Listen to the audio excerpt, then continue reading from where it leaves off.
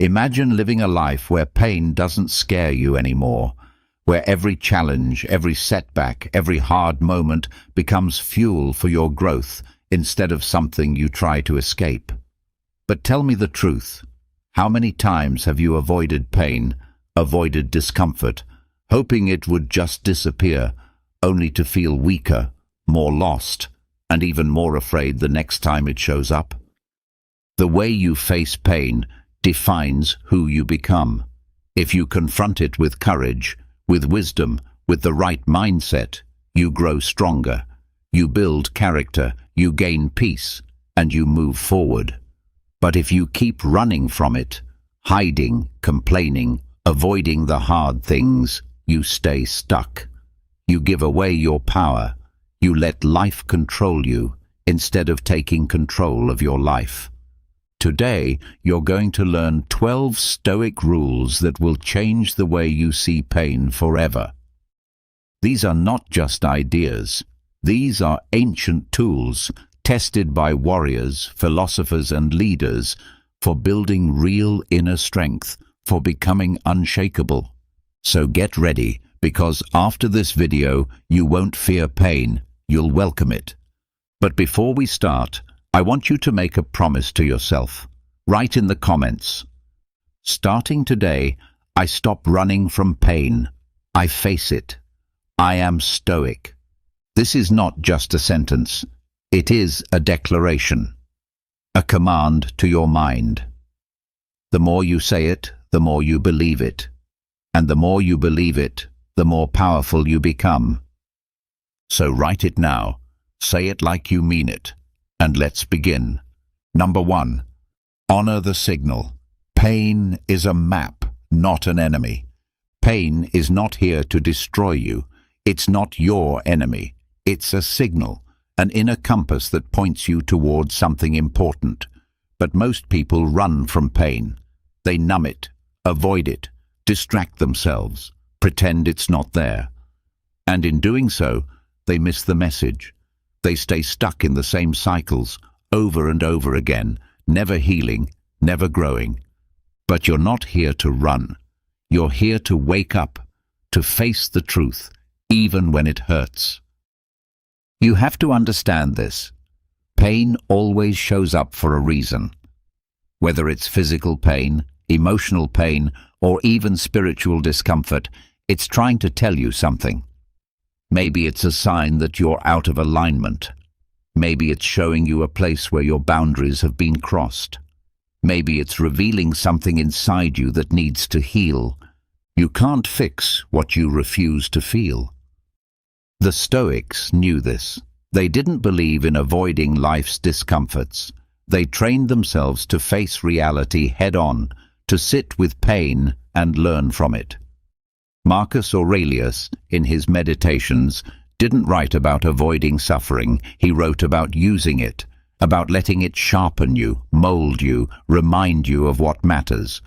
So the next time you feel that ache in your chest, that knot in your stomach, that restless energy that tells you something is off, don't silence it. Don't scroll past it, drink it away, or bury it under busyness. Sit with it. Ask yourself, what is this pain trying to tell me? What is it pointing to? Is it showing me where I've betrayed myself? Is it revealing a lie I've been living? Is it calling me to make a change I've been avoiding? Pain is like a flashing light on your dashboard. You can ignore it, sure. You can cover it up with duct tape and pretend everything's fine. But eventually, the engine breaks down. Your mind breaks down. Your body breaks down. Your soul breaks down. Or you can open the hood. You can listen. You can treat the pain as a teacher. There's a reason soldiers, athletes, and warriors train in discomfort, because the pain they choose teaches them to endure the pain they don't. That's what Stoicism is about. Not becoming numb, but becoming stronger. Not avoiding pain, but understanding it. When you honor pain as a signal, you gain power. That heartbreak? Maybe it's showing you how much you need self-respect. That anxiety? Maybe it's pointing to a life you're not aligned with. That feeling of burnout? Maybe it's time to set boundaries, to say no, to stop betraying your time and your energy. But if you just react, if you just escape, you lose the lesson. And when you lose the lesson, the pain keeps repeating itself again and again, until you finally stop running and start listening. Make this your practice. Don't judge the pain. Don't label it as bad or unfair. Just observe it. Ask what it's here to teach you, and when it hurts, breathe. Don't panic. Don't flinch. Just breathe through it. Remind yourself, this pain has something to show me, and I'm strong enough to face it. Seneca, another great Stoic, said, "We suffer more in imagination than in reality." And it's true. Most of the time, the pain itself isn't what crushes us. It's the fear, the stories, the resistance. We think we can't handle it, so we don't even try. But you can handle it. You're stronger than you think. Pain is proof of life. It means you're still in the fight. You're still growing. You're still becoming. So the next time you feel broken, ask yourself, what if I'm not broken? What if this pain is just breaking off the parts of me that no longer serve me? Don't run. Don't numb. Don't pretend you're fine when you're not. Instead, honor the signal. Use it as a map. Let it guide you back to yourself. Because on the other side of pain, if you face it, if you stay with it, is clarity, is growth, is peace. And you're not here to live in fear. You're here to build strength, real strength, stoic strength. So next time pain knocks at your door, don't hide. Open it, welcome it in, sit with it like an old teacher, and listen.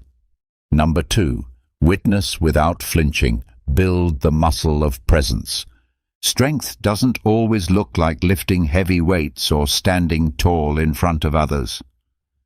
Sometimes, real strength is invisible, quiet, internal. It's the ability to stay still when everything inside you wants to run. It's the power to feel pain, not escape it, to witness it without flinching. Most people don't know how to do this. They feel discomfort and immediately reach for something to take it away. A screen, a drink, a distraction. Anything to stop feeling what's real. But here's the truth. If you can't sit with your pain, you can't grow from it. The Stoics believed that presence, the ability to stay fully aware in the moment, is a form of power. Marcus Aurelius reminded himself daily, be present in all you do, because presence is what allows you to see clearly. And clarity is the foundation of strength, but presence is not automatic. You have to train it like a muscle, and that training happens most when you're in pain, when your heart aches, when your chest feels heavy, when you're tempted to check out, to go numb, to mentally escape. That's your moment of truth. Ask yourself, can I stay? Can I sit with what I'm feeling, without judgment, without distraction, without trying to fix or escape it? It won't be easy. Your mind will resist. It will tell you to turn away. It will beg for comfort. It will look for the exit. But if you want to become unshakable, this is where it starts. Right here, in the discomfort, in the silence, in the stillness. Presence is not passive. It's an act of courage. You're saying, I will not abandon myself. I will not leave this moment, no matter how hard it gets. Try it the next time you're hurting. Don't open your phone. Don't distract yourself. Don't explain it away. Just sit with it. Feel it fully. Let the wave rise and fall without trying to control it. Breathe through it. It may feel unbearable at first, but it's not. You just haven't trained this muscle yet. The more you practice, the stronger you get. Eventually, you'll begin to notice something incredible. The pain starts to lose its grip. Not because it disappears, but because you stop fearing it. You stop running. You stop giving it more power than it deserves. This is presence. This is Stoic stillness. Not frozen, but grounded, fully here, fully aware. And here's the truth. When you can stay present with pain, you can stay present with anything. Stress, loss, fear, conflict. Nothing will throw you off your center. Because you've built something stronger than comfort. You've built capacity. You've learned to be the mountain in the storm. Epictetus said, "It's not things themselves that disturb us, but our opinions about them." And when you're not present, your opinions run wild. Your mind creates stories, worst-case scenarios, fear-driven lies. But when you return to the moment, when you just witness without flinching, those stories lose their power. You realize the pain is real, but it's not permanent. It's intense, but it's not infinite. And you are bigger than it. So many people spend their lives avoiding presence. They stay busy. They keep moving. They never stop to feel what's really going on inside. And because of that, they never truly heal, never truly change. They live on the surface, afraid to go deeper. Don't be like them. Be the one who's not afraid to stop, to look inward, to face the pain directly. No filters, no masks, no excuses. It's not weakness to feel deeply. It's not weakness to sit in silence and let the tears fall. The weak run. The strong stay. You build real strength when you choose presence over escape. And the more you do this, the more peace you'll find. Not because life gets easier, but because you get stronger. You build trust in yourself. You know that no matter what comes, you won't abandon the moment. You won't abandon you. So the next time it hurts, remember this. Don't flinch. Don't flee. Witness it, sit in it, feel every inch of it, and say to yourself, "I'm still here. I'm not running. I'm strong enough to stay." Because you are. Number 3, turn agony into agency. Translate suffering into decisions.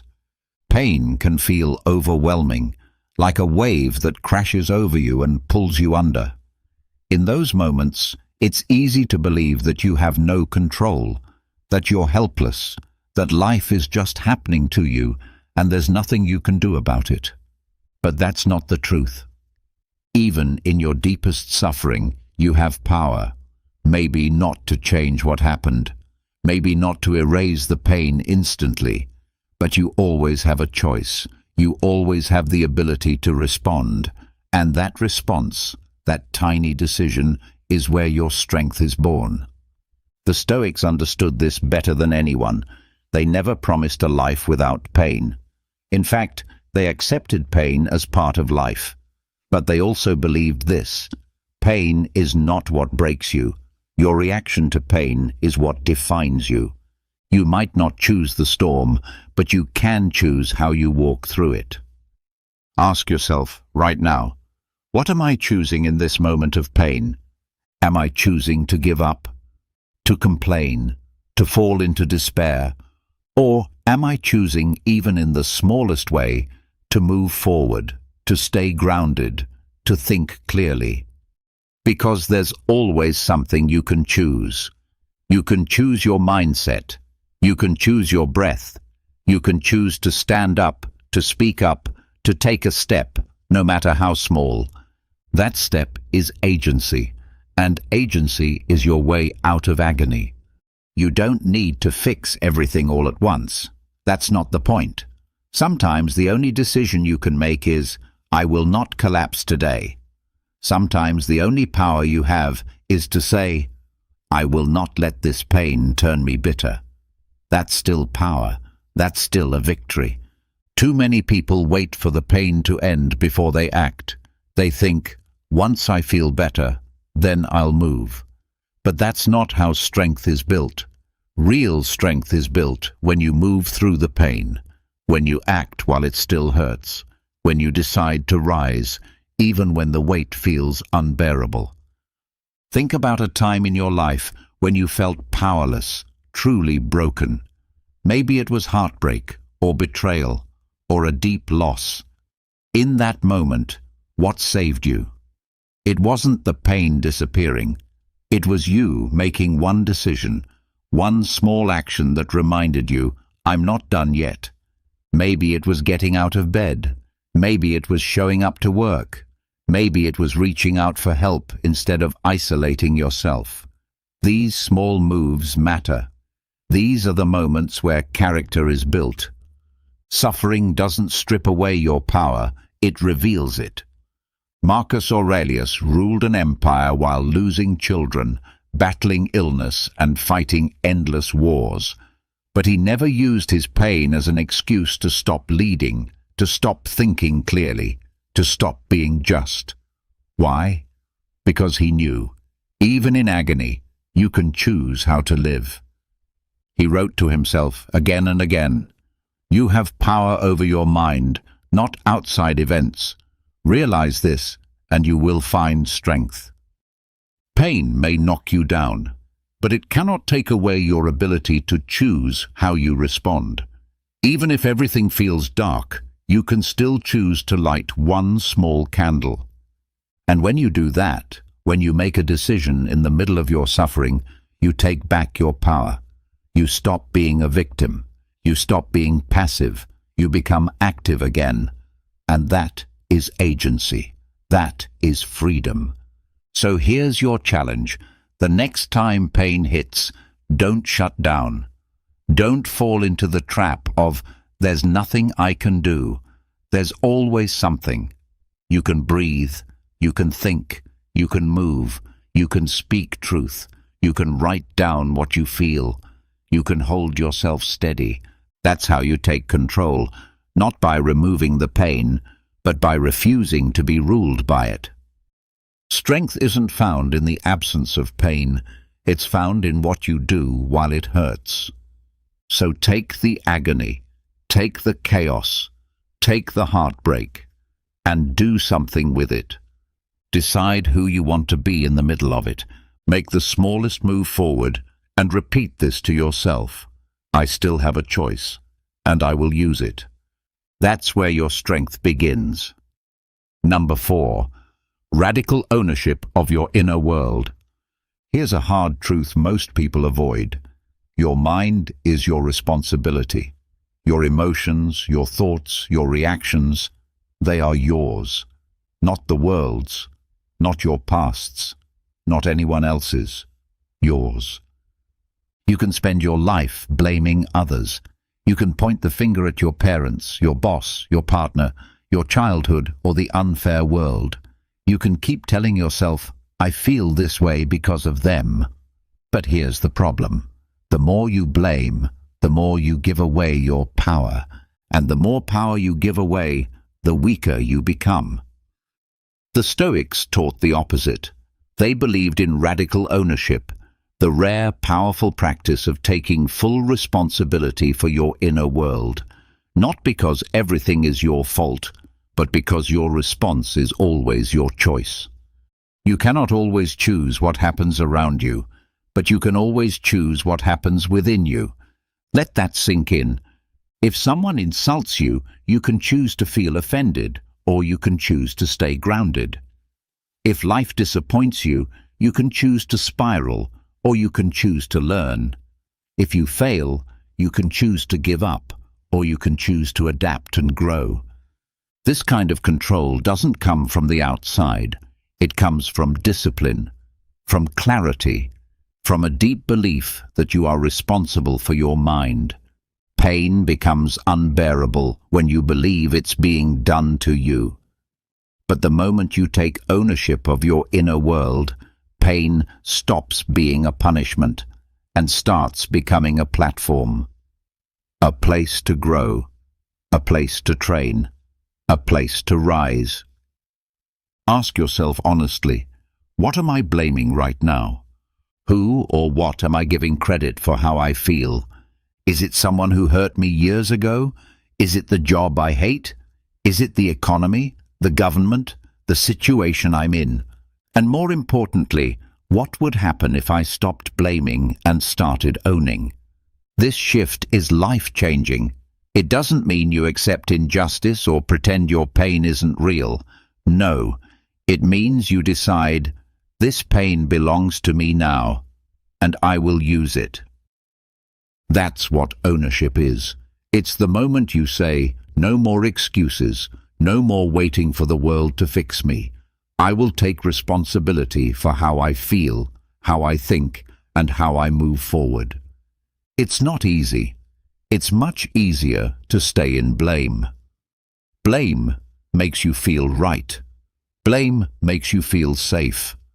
But blame also keeps you stuck, because you're waiting for something outside you to change before you get better. That's weakness. Radical ownership says, even if the outside world never changes, I will.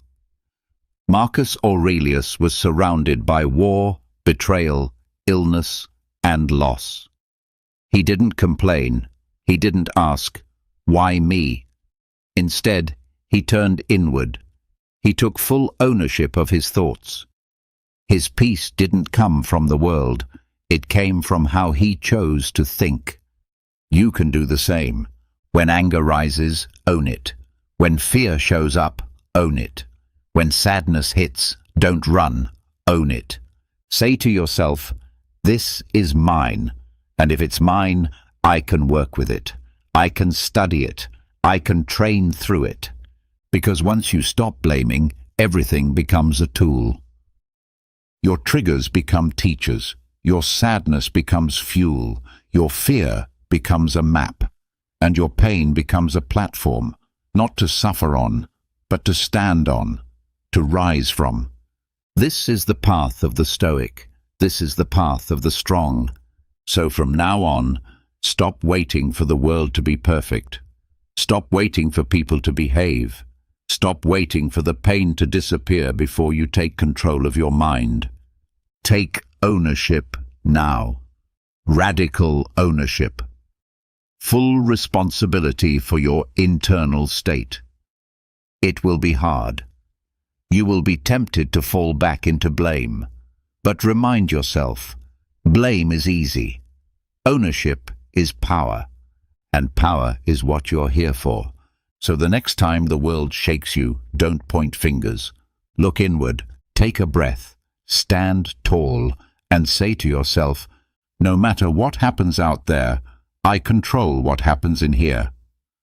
That's not just a mindset, that's mastery. Number 5. Don't just endure, extract.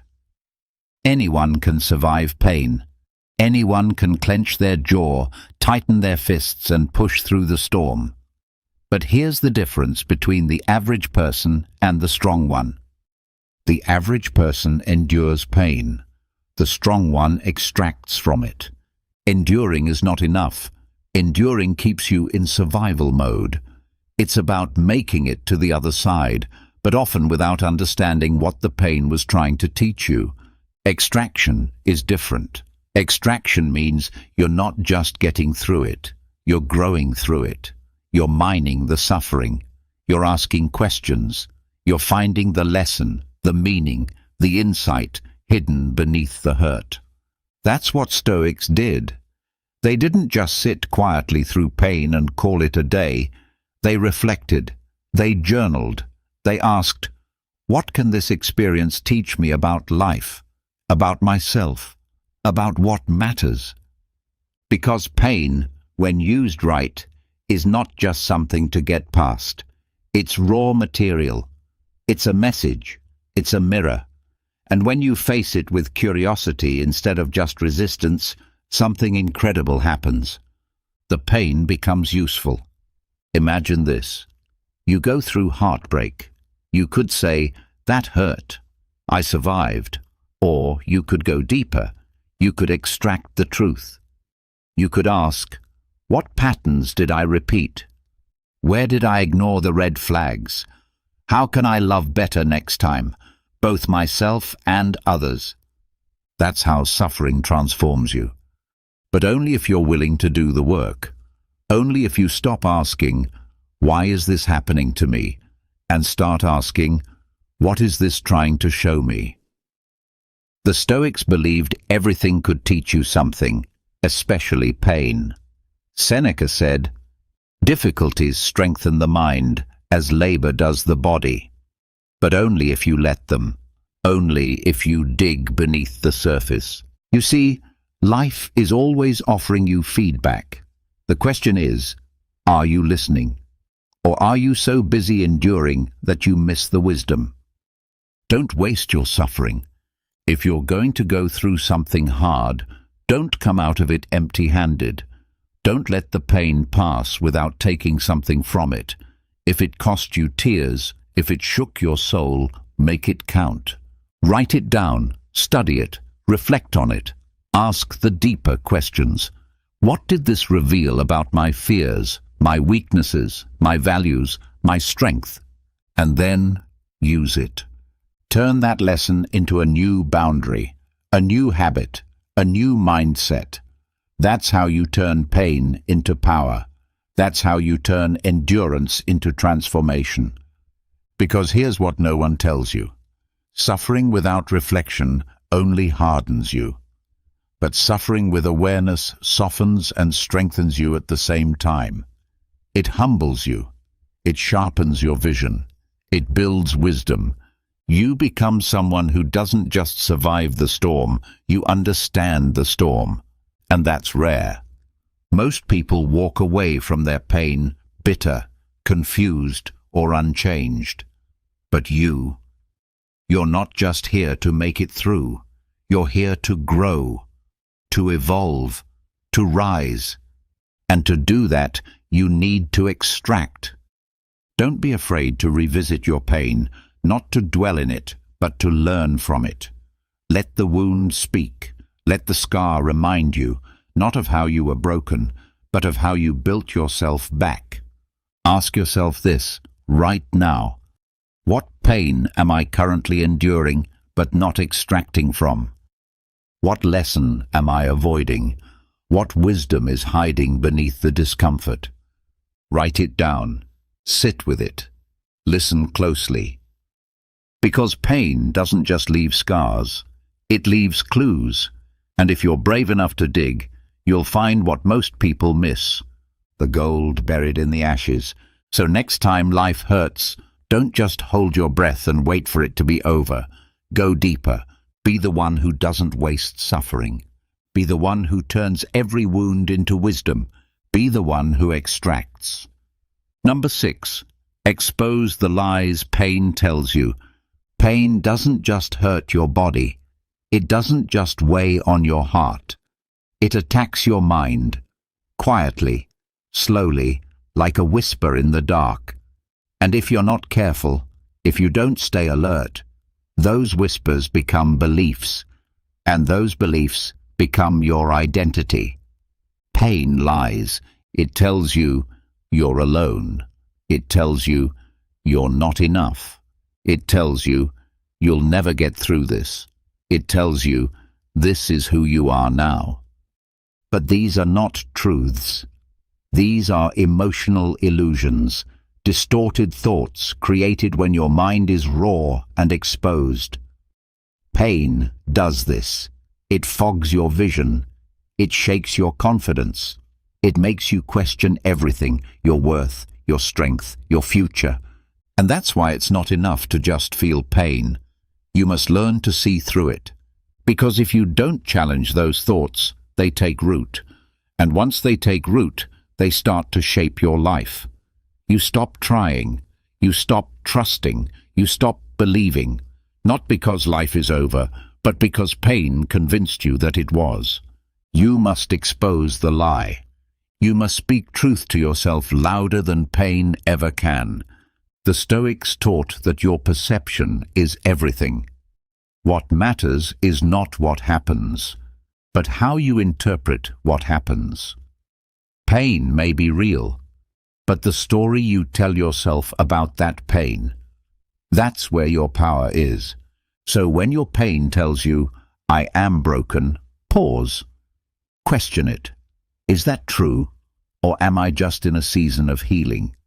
When it says, "No one understands me," ask yourself, is that a fact or just a feeling that will pass? When it screams, "I can't take this anymore," breathe and say, "I've made it through every other hard day. I can survive this one too." This is how you protect your identity. Because trauma doesn't just hurt, it tries to rewrite who you are. It tries to put its voice in your head and call it your own. But you are not your pain. You are not your past. You are not the worst thing that happened to you. You are the one who endures, the one who questions, the one who rises. Marcus Aurelius, even as emperor, faced betrayal, death, and despair. But he wrote to himself every morning, not because he was weak, but because he knew the mind must be trained. He reminded himself of what was true. He guarded his thinking from the lies that suffering tries to plant. You must do the same. When you're in pain, your inner world becomes loud and chaotic. It's easy to believe that your thoughts are facts, but pain is like a fog. It distorts, and in that fog, you must stay still. You must wait.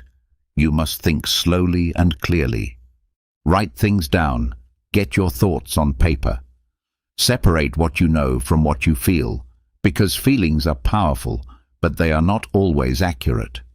And when you start to see the lies for what they are, they lose their grip. You begin to realize, no, I'm not broken, I'm bruised, but I'm healing. No, I'm not alone. I just haven't reached out. No, this won't last forever. It just feels that way right now. This isn't toxic positivity. This is Stoic truth. It's about facing the brutal reality, but refusing to surrender your identity to it. You don't have to pretend it doesn't hurt. You don't have to smile through everything. But you do have to stay awake. You do have to separate truth from illusion, because your mind is your most valuable asset, and pain will try to take it from you, so protect it.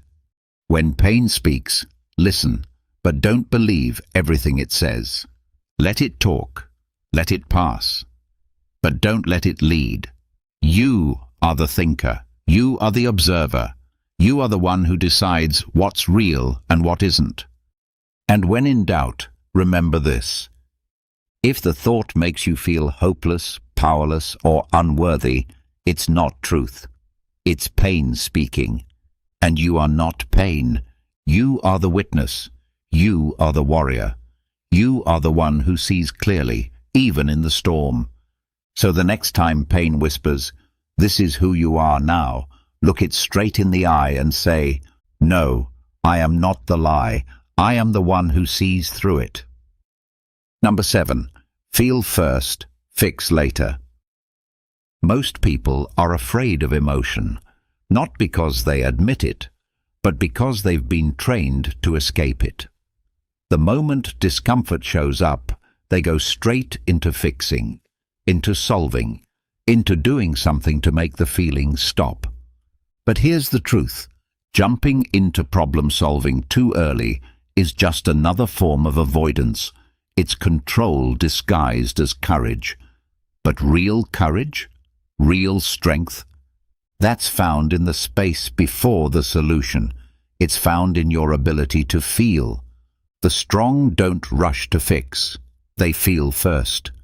They let the storm pass through them instead of pushing it away. They let the grief run its course. They let the anger be acknowledged. They let the fear rise, then fall, without jumping into distraction or denial. You can't heal what you refuse to fully feel. The Stoics weren't emotionless. They were emotional warriors. They didn't suppress or deny emotion. They studied it. They observed it. They felt it deeply, but without letting it master them. Marcus Aurelius didn't write, "Don't feel." He wrote, "Control begins with understanding." And understanding only comes when you slow down and let yourself feel first. When something painful happens, your first instinct will be to act, to fix the situation, to solve the problem. But sometimes that reaction is just fear. Fear of sitting with the feeling, fear of silence, fear of being alone with the truth. And if you act too soon, you miss what the pain is trying to show you. Think about it like this. When you get a wound, you don't throw a bandage on it without looking. You clean it. You examine it. You feel the sting, because if you skip that part, if you cover it too fast, it gets infected underneath. It gets worse. Your emotions work the same way. You have to feel before you fix. You have to let the tears fall. You have to let the grief move. You have to sit with the discomfort and say, "I'm not going anywhere. I'm here. I'm listening." That's what the strong do. They don't flinch. They don't rush. They stay present. And because they do that, they come out wiser, clearer, more grounded. This is what most people get wrong. They think emotional strength means getting over things quickly. But real emotional strength means giving things the time they need to move through you, fully, not forever, not endlessly, but enough. Enough to let the emotion do its work. Because emotions aren't just noise, they're signals, they're messengers. They show you what matters, they show you what hurts. And if you're willing to feel without rushing to fix, you'll find the clarity you need after.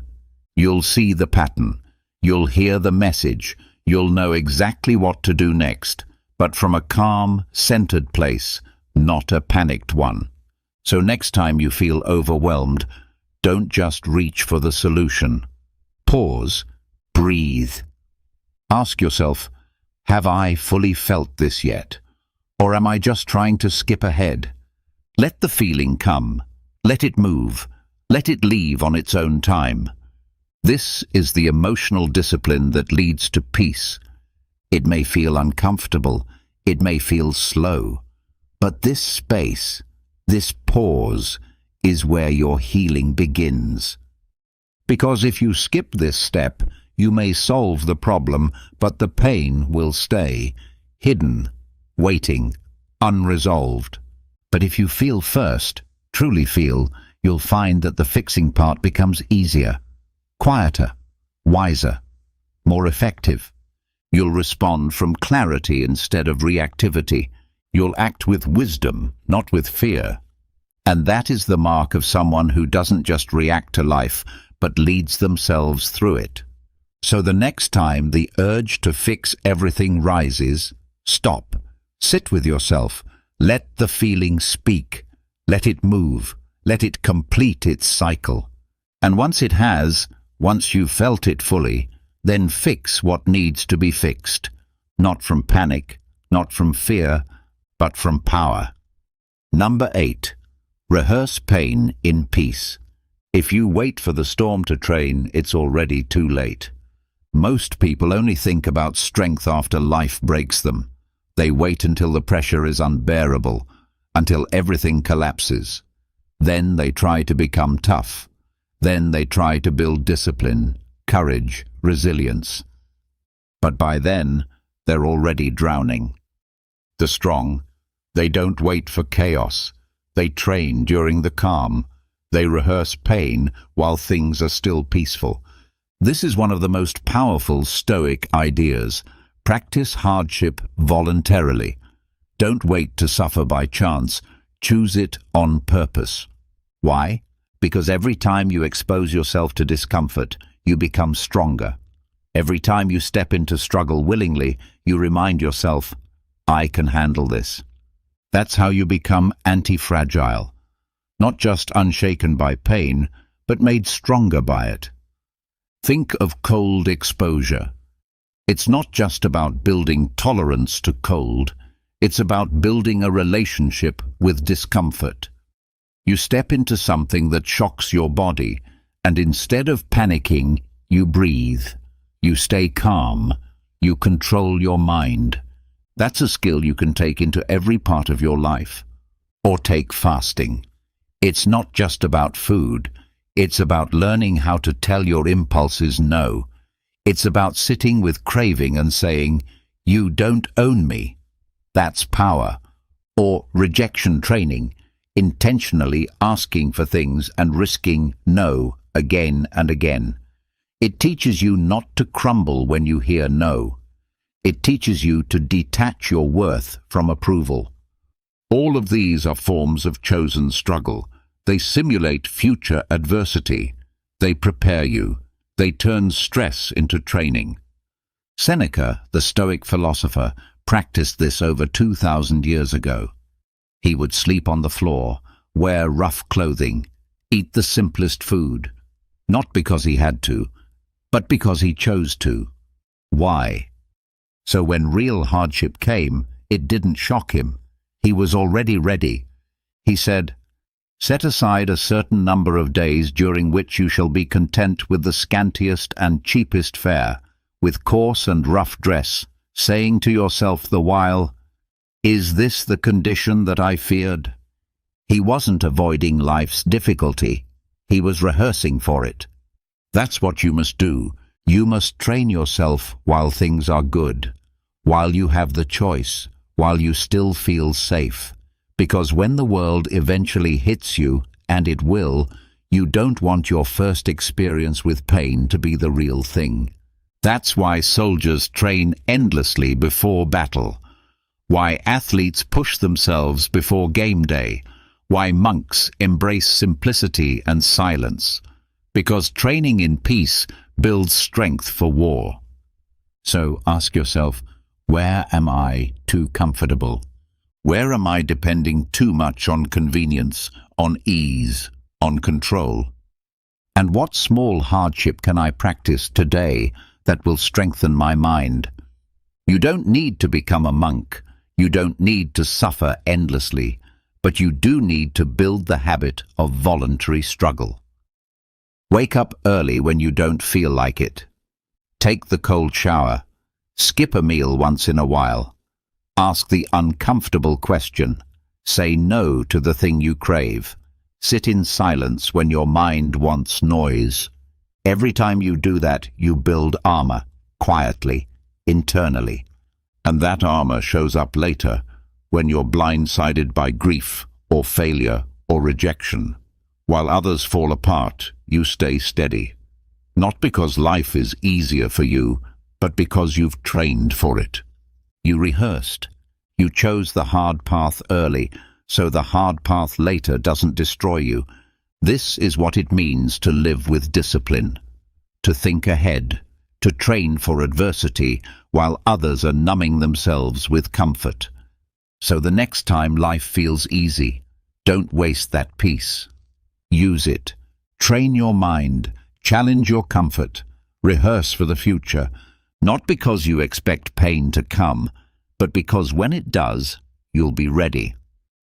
And when the storm arrives, while others panic, you'll simply tighten your grip, steady your breath, and say, "I've already been here. I trained for this." Number 9. Reject the cult of constant comfort. Look around you. Every message from modern life says the same thing. Be comfortable. Avoid pain. Seek ease. Make everything effortless. We've built a culture that worships comfort like a god. Fast food, instant answers, soft beds, endless entertainment. Push a button, get a reward. Swipe, get approval. Click, feel better. Everything now, everything easy. But here's the truth no one wants to say out loud. Comfort is weakening you. Not because comfort is bad, but because too much of it slowly kills your edge, your resilience, your hunger, your ability to suffer well. You become soft, not just in body, but in mind. And when life finally gets hard, and it always will, you're not ready. The Stoics warned us about this. They didn't hate comfort, but they refused to be ruled by it. They saw it for what it was: a trap, a seduction, a slow erosion of strength if left unchecked. Seneca said, "No man is more unhappy than he who never faces adversity, for he is not permitted to prove himself." You don't grow when everything is easy. You grow when you choose discomfort on purpose, not for glory, not for applause, but because you know that strength is built in the struggle. This is what the strong understand. Comfort may feel good, but it doesn't build you. What builds you is doing hard things intentionally. Waking up early when it's easier to stay in bed. Going to the gym when your body is tired. Facing the difficult conversation instead of avoiding it. Choosing the long-term gain over the short-term pleasure. And not because you're chasing an achievement, but because you're training your mind. Every hard thing you do is like a rep in the gym for your soul. When you resist the urge to take the easy path, you become someone different, someone rare, someone reliable, someone ready. Because when the real hardship shows up, illness, loss, failure, rejection, you won't fall apart. You've trained for it. But most people, they stay weak, not because they're incapable, but because they've been told their whole lives to stay comfortable, to avoid stress, to never feel friction. They spend years avoiding discomfort and then wonder why they fall apart under pressure. Don't follow them. Reject the cult of comfort. Build your own ritual of resilience. Do hard things, not because you have to, but because you choose to. Because you understand that pain is not your enemy, it's your instructor. This doesn't mean you become extreme.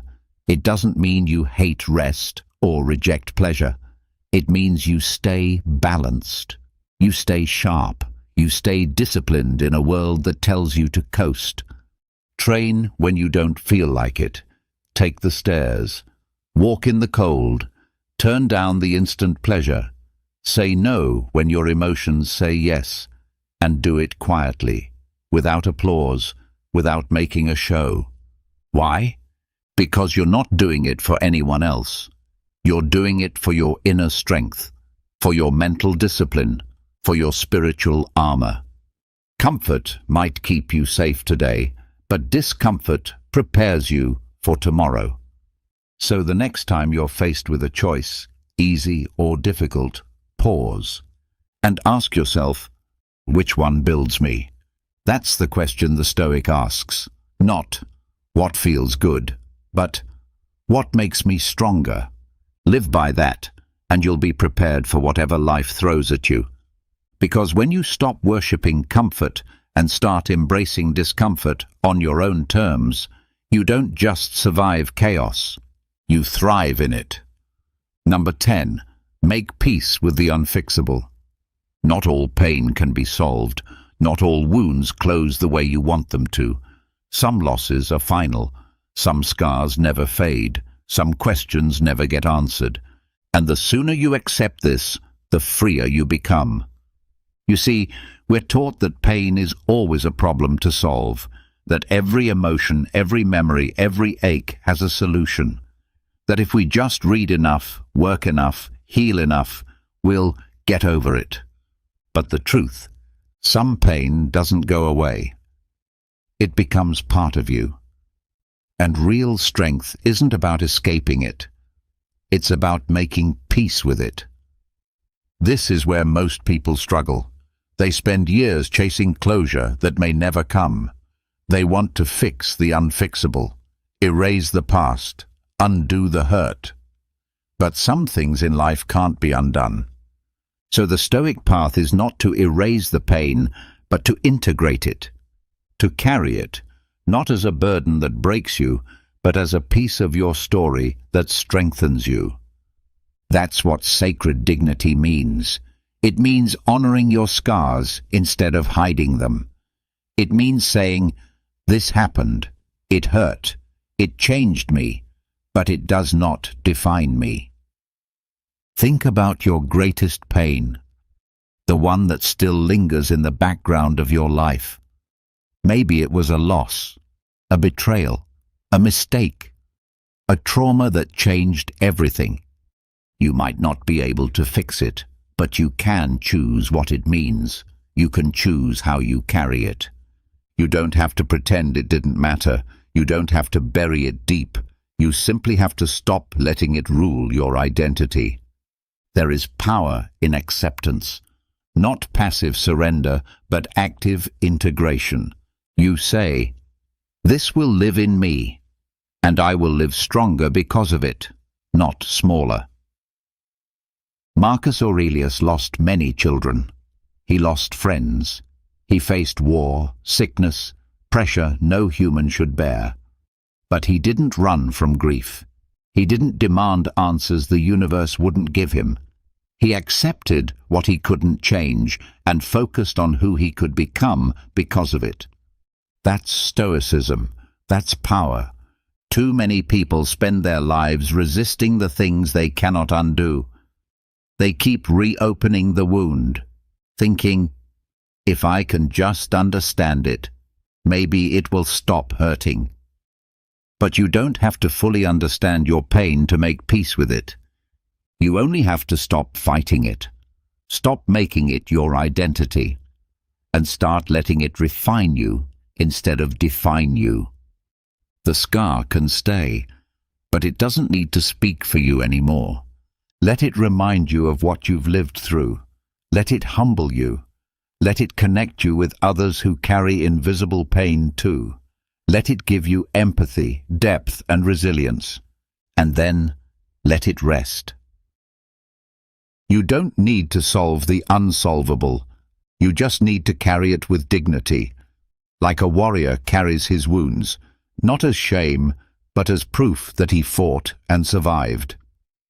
So when that unfixable thing rises in your chest, the one you wish you could delete, forget, undo, don't panic.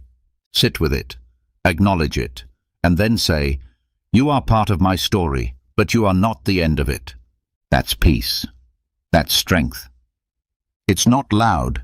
It's not flashy. It's not dramatic. It's quiet, unshakable, true. Some wounds never fully heal, but that doesn't mean you can't live a full life, a strong life, a meaningful one. You just have to stop trying to be whole by erasing the brokenness and start becoming whole by including it. So from now on, when you face something you can't fix, remember, you are not weak for feeling it. You are not broken for carrying it, and you are not less for accepting it. You are strong because you face it with dignity. You are wise because you no longer resist what cannot be undone, and you are free because you've stopped trying to escape the unfixable, and instead, you've made peace with it. Number 11. Use pain as a lens, not a label. Pain changes how you see the world. That's not a weakness, it's a gift. It makes you notice things others miss. It sharpens your perception. It teaches you to pay attention to tone, silence, timing, energy. It trains you to read the room, to read yourself, to detect truth beneath words, to recognize patterns you used to ignore. This is the hidden power of suffering. It increases awareness.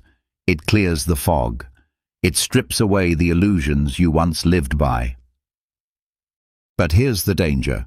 While pain sharpens your lens, it also tries to become your label.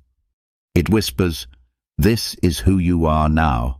It tells you that your wounds define you, that your past pain is your identity, that your story is now limited by what you've been through.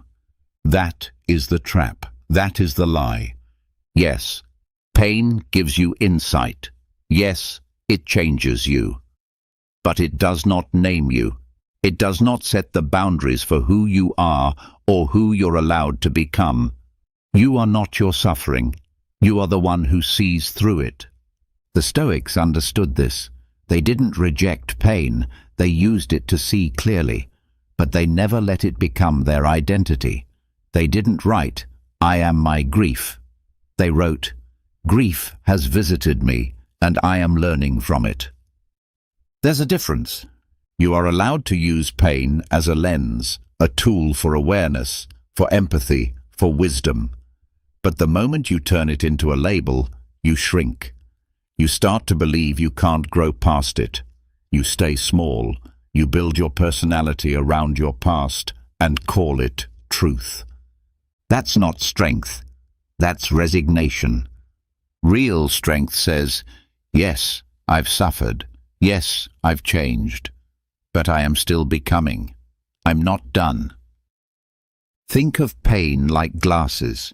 You put them on so you can see better, but you don't wear them inside your soul. You don't let them rewrite your name. You use them. You learn from them. And then you keep going. Let pain expand your awareness of yourself, of others, of the world. Let it deepen your understanding. Let it open your eyes. But do not let it close your future. If you're not careful, you'll start to define everything through the lens of your past pain. Every relationship, every opportunity, every risk. You'll say, "This always happens to me. I know how this ends. I've been here before." And with that, you'll create a self-fulfilling prophecy. Not because life is against you, but because pain has become your filter for everything. You can't afford that. You need your pain for clarity, not for identity. So when pain arrives, and it will, let it teach you, let it heighten your senses, let it show you what you've been blind to. But after that, take off the label. You're not the broken one. You're not the abandoned one. You're not the one who never gets it right. You are the one who sees sharply, the one who feels deeply, the one who continues forward. There is no strength in pretending you haven't been hurt, but there is power in refusing to be reduced by that hurt. So here's the practice. When pain rises, pause. Ask yourself, what is this showing me that I couldn't see before? Where is the insight, the lesson, the clarity? Use it. Don't run from it. But once the message is received, let the moment pass. Don't tattoo it on your spirit. Don't turn a season into a sentence. You're allowed to change. You're allowed to grow. Even if you've carried deep pain, especially if you've carried deep pain. So from now on, use pain as a lens, to see more clearly, to feel more honestly, to live more intentionally.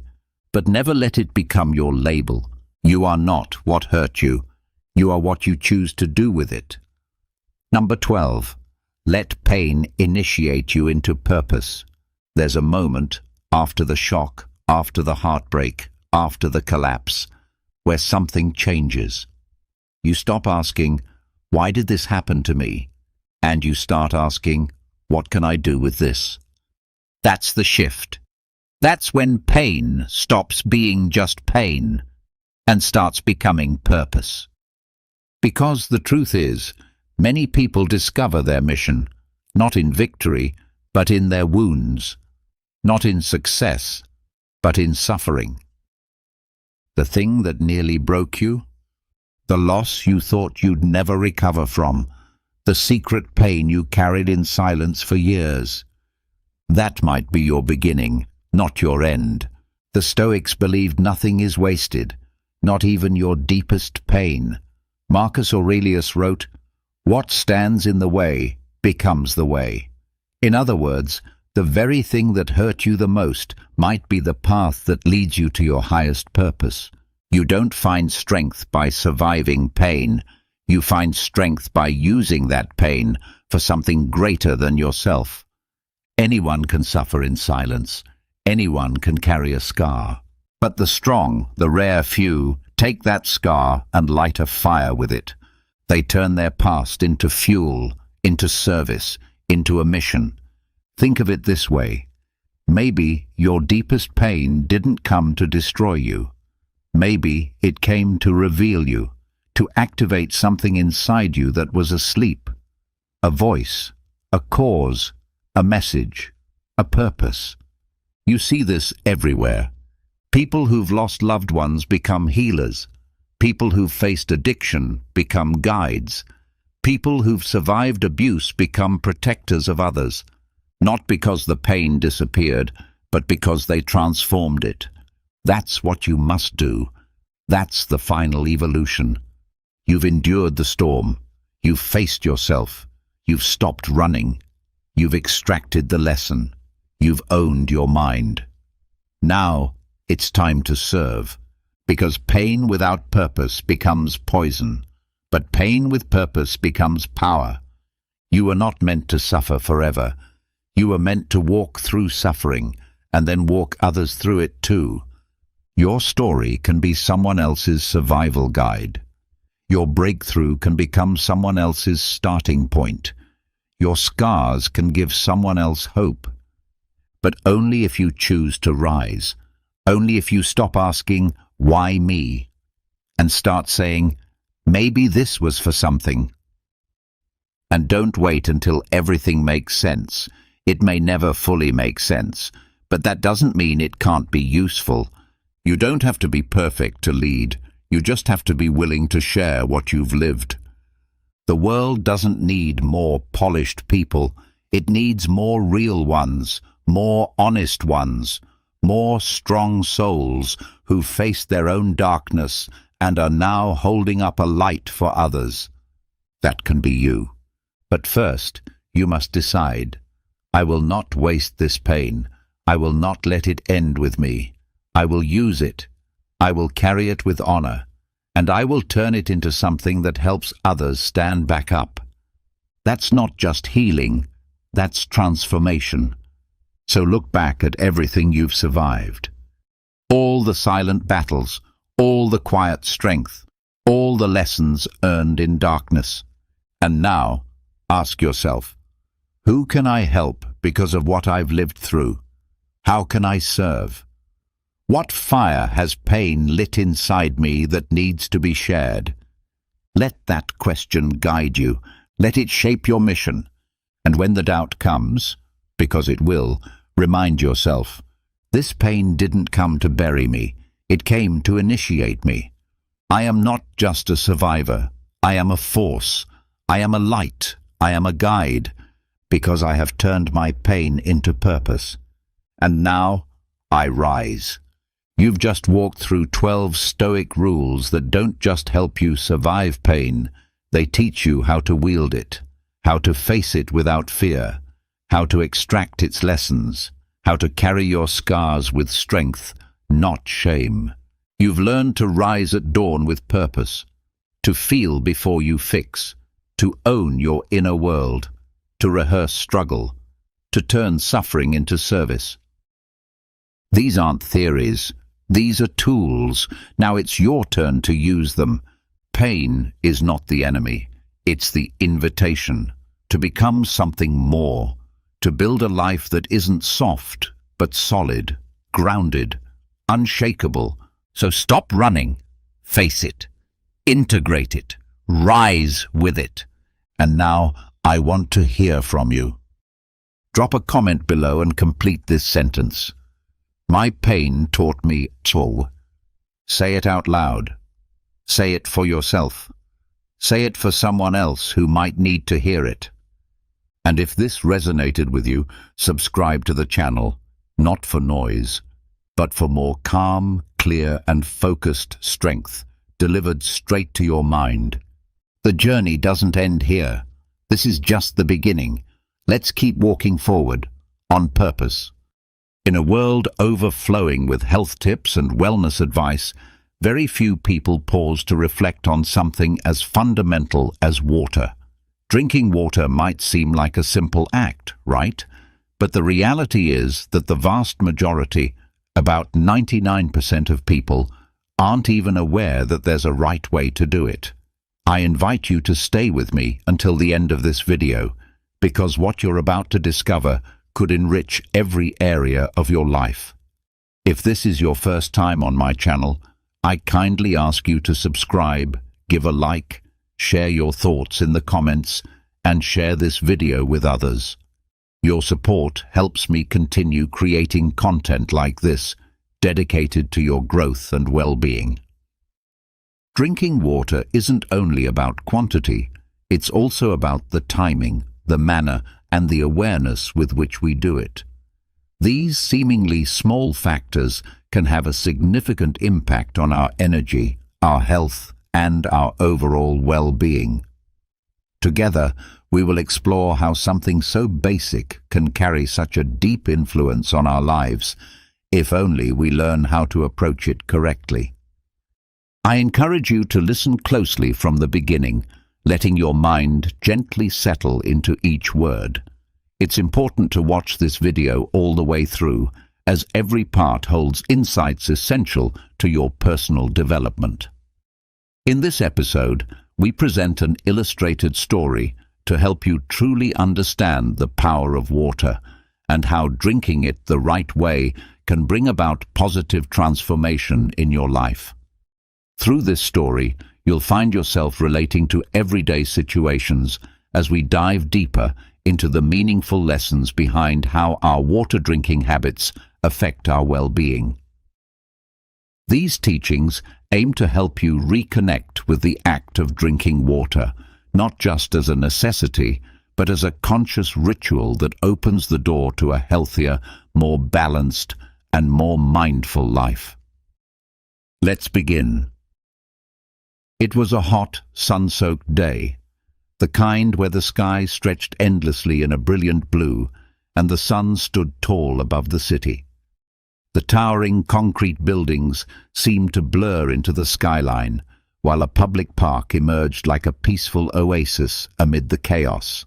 Majestic, old trees bordered the pathways, their wide branches forming a protective canopy that cast dappled shadows along the ground. At the heart of the park stood an old stone fountain, its crystal-clear streams of water glittering beneath the sunlight. Luis, a man in his 30s, arrived at the park, already drenched with sweat from the intensity of his morning workout. His dark, curly hair stuck to his forehead, and his grey tracksuit clung damply to his back. Luis lived his life in a constant loop. Wake up, hit the gym, rush to work, grab a quick bite, repeat. Free time for him was just another opportunity to get ahead on emails, meetings, or his endless to-do list. As he entered the park, he was still glued to his phone, replying to work messages, planning his next steps, barely noticing the peaceful world around him.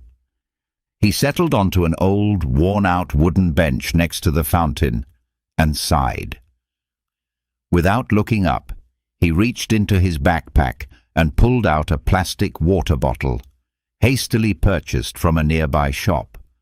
The faint sound of the cap twisting open was lost in the ambient hum of the fountain and distant birdsong. As always, Luis drank in rushed gulps, barely tasting the water as it coursed down his throat. Not far from him, a man stood silently, observing with eyes that missed nothing. He wore a simple white linen shirt and loose-fitting brown pants, perfect for the warmth of the day. His hair, snowy white, caught the sunlight, and a short beard framed his gentle, time-worn face. His deep-set eyes, shadowed by countless wrinkles, radiated an unshakable serenity, as if the world could not unsettle him. This man was Don Esteban. He had been watching Luis, not judging, but noticing. The hurried way Luis drank water, disconnected and mechanical, reminded him of something he had long since learned, something few people still remembered. He stood there for a moment, thoughtful, and then walked toward the bench, his movements slow and purposeful. When he was close enough, he spoke, not loud, but clear enough to be heard over the hum of the city. "That's not the way to drink water," he said gently, cutting through Luis's mental fog.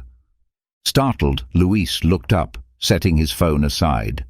His eyes met the older man's calm, steady gaze. For a brief second he didn't know what to think. Who was this stranger, and why did he care how Luis drank water? "Excuse me?" Luis asked, more puzzled than offended. "The water," repeated Don Esteban, his voice kind and even. "It's not something to consume in a rush, like a task to be checked off your list. Drinking water is an art. It's one of the most vital ways we nourish not only our bodies, but also our spirits. It's not just about quenching thirst." Luis raised an eyebrow. He had heard his share of unusual philosophies in his time, but this, calling water, drinking an art, sounded like something lifted from the pages of a self-help book. Still, something about the old man's presence made it hard to dismiss. He wasn't dramatic or eccentric or trying to preach. He simply seemed to know something that Luis didn't. "I didn't know there was a right way to drink water," Luis replied, his tone skeptical but open. "That's exactly the problem," Don Esteban said with a small smile. "In today's world, we've forgotten the simple things. Everything has become rushed and transactional. But there is deep wisdom in the basics, and water, it is the most essential of them all. It deserves our attention and respect." Luis listened, not entirely convinced, but also not turning away. Something about the words struck a nerve. Maybe it was true. He lived fast. Too fast. He didn't stop to appreciate the small things anymore. But wasn't that normal? Wasn't that just life? "And what do you suggest?" Luis asked, unsure why he was continuing the conversation. "I suggest something very simple," the old man said, his voice as calm as ever. "Come with me, just for a little while. Let me show you what many have forgotten about water." Luis blinked, caught off guard. The whole thing felt a little strange, random even, but a part of him, a quiet inner voice, told him he had nothing to lose. There were no urgent meetings, no looming deadlines, and curiosity, long buried under daily grind, flickered inside him once more. "All right," he said finally, slipping the bottle back into his bag. "But if this gets too weird, I'm out." Don Esteban chuckled, a warm, inviting sound. "Don't worry, young man. I won't take you far. Just far enough for you to discover something new."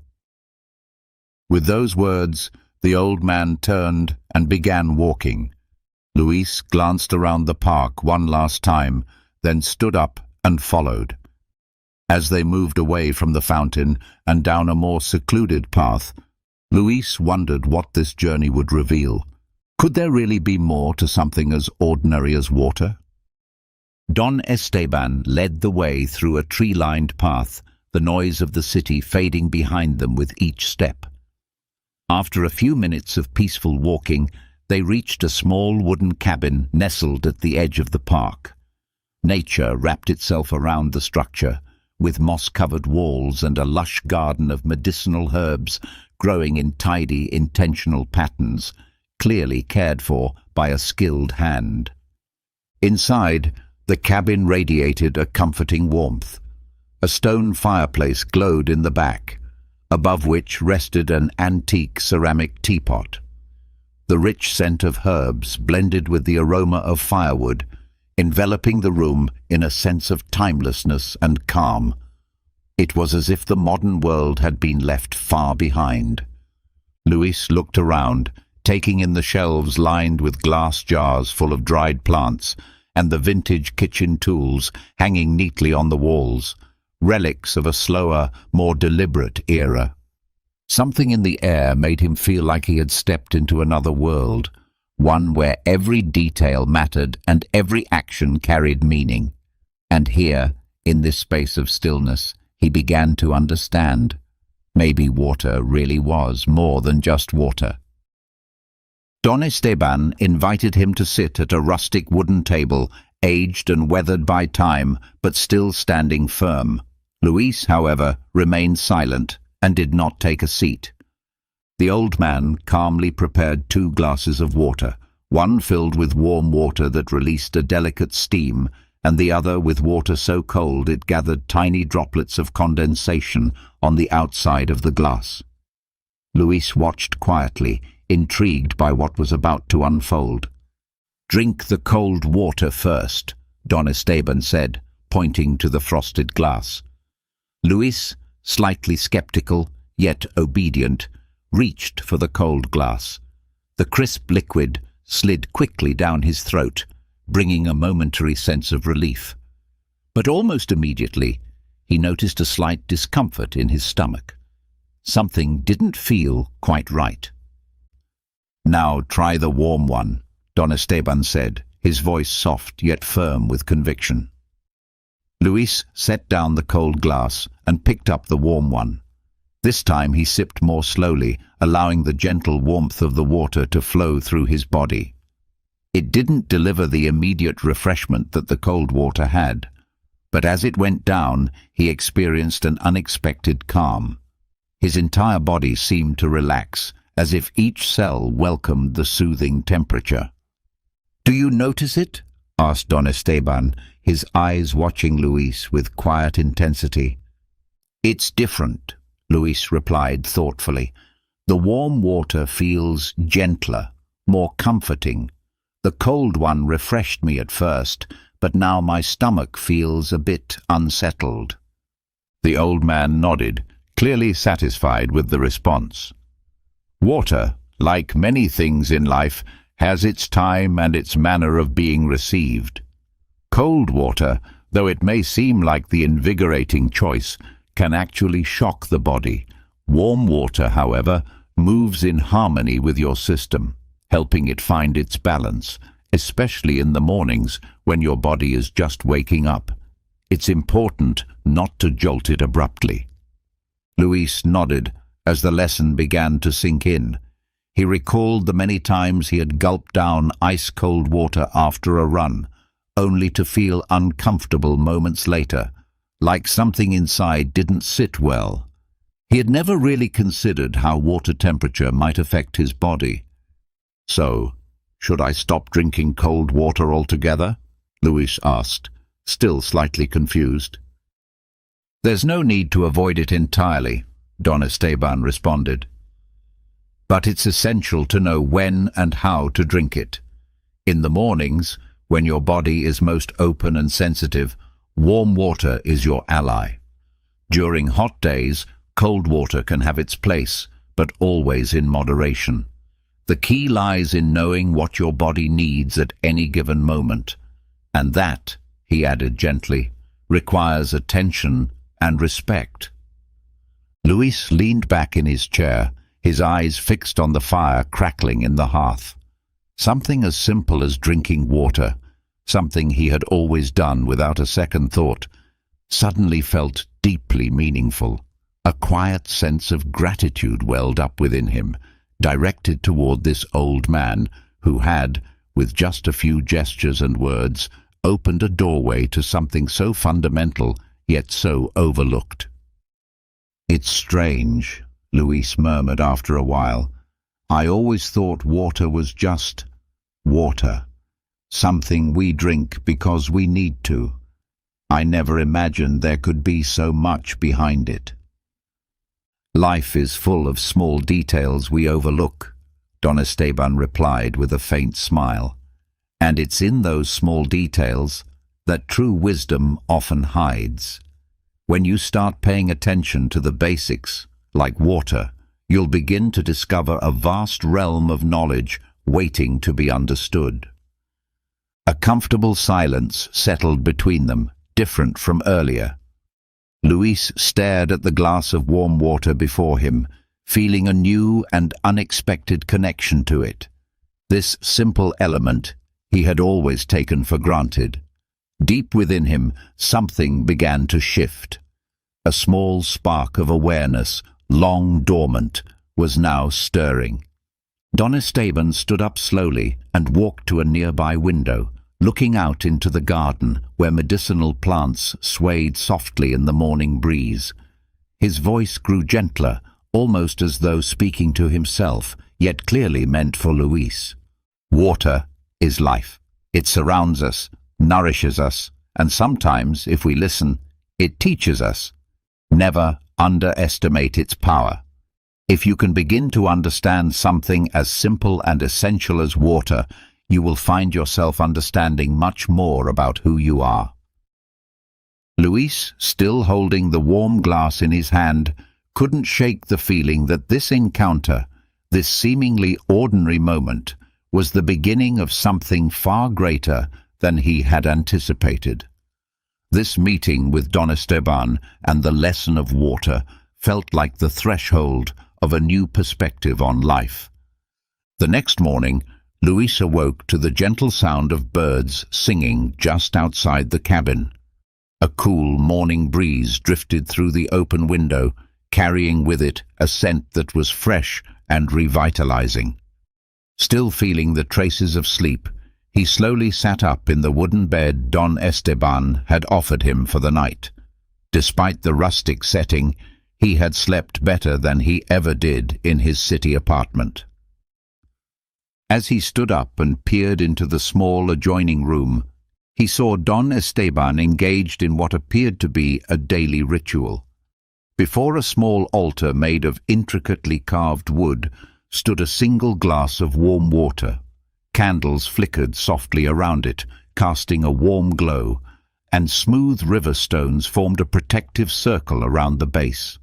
The old man, dressed in a simple linen tunic, stepped toward the altar with quiet reverence. He paused for a moment, closed his eyes, and took a deep breath. Then, with steady hands, he lifted the glass and took a slow, measured sip, as if the water contained something sacred. Luis watched silently, captivated by the deliberate grace of the act. To him, water had never been more than a way to quench his thirst, something done mindlessly. But watching Don Esteban, he saw something else. There was purpose, there was reverence, and there was meaning beyond the physical act. "Why do you do that?" Luis asked, his voice rough from just waking up. Don Esteban turned to him with a slight smile, then looked back at the water, holding it up to the light pouring through the window. "Water," he began in his calm, slow tone, "is life. Without it, nothing survives. But it's not only the act of drinking that matters, it's when and how you drink it. This is the first glass I have every morning. Before anything else enters my body, I offer it thanks. It's my way of preparing for the day." Luis furrowed his brow, stepping closer to the altar. Something about this ritual fascinated him. He gazed at the glass, as though it had suddenly acquired a significance he had never noticed before. "Why is it so important to drink water right after waking up?" he asked. "Because after hours of sleep, your body is dehydrated," Don Esteban explained, gently placing the glass back on the altar. "Your organs need to be gently reawakened. Warm water helps to do that without shocking the system. Drinking it on an empty stomach not only hydrates you, but also aids in cleansing the body. It jumpstarts your metabolism and helps remove toxins." Luis stood quietly, taking in the old man's words. He recalled all the rushed mornings when he left his apartment without a drop of water until much later, usually at the office or while hurrying through the day. "I always figured I'd just drink water when I felt thirsty," he admitted, feeling slightly embarrassed. "That's what most people do," Don Esteban replied kindly. "But the body doesn't always know how to ask for what it truly needs. Thirst is often a sign that you're already dehydrated. What I'm trying to show you is how to be one step ahead. Drinking water at the right times isn't just about satisfying thirst. It's an act of care and intention. He gestured to the glass still glowing in the morning light. This glass, the one I drink upon waking, it's the most important of the day. But it's also crucial to drink water before meals. Doing so prepares your digestive system and helps the body process food more efficiently. Water works like a lubricant, helping your organs function smoothly. If you wait until after eating, it can actually dilute the digestive juices and interfere with digestion. Luis nodded slowly, each word adding to the growing realization. He thought of all the times he had downed large glasses of water right after meals, thinking he was helping his body, when in reality he might have been making digestion harder. "So when should I avoid drinking water?" he asked, hoping to avoid repeating past mistakes. "It's best not to drink large amounts during meals," Don Esteban answered. "A few small sips are fine, but ideally, drink before you eat. It's all about timing and balance." He reflected on all the times he had consumed large amounts of water immediately after eating, believing he was aiding his digestion, when in reality he may have been doing just the opposite. Curious and determined not to repeat the same mistake, he asked, "So, when should I avoid drinking water?" Don Esteban answered with calm clarity, "It's better to avoid drinking large quantities of water during meals. Small sips are fine, but ideally, water should be taken before eating, as I mentioned earlier. The same goes for bedtime. It's best not to drink too much water before sleeping. Your body needs to rest, not work, to process it through the night." Luis sat in thoughtful silence, taking in what he had just heard. He had never really stopped to consider these small details. To him, water had always been something routine, simply a necessity to quench thirst. But now, he was beginning to realize that there was much more to this daily act than he had ever imagined. The quiet in the cabin was only broken by the gentle crackling of firewood in the fireplace. Don Esteban turned to Luis with a knowing look. "Satisfaction isn't just about when you drink water," he added, "but how you drink it."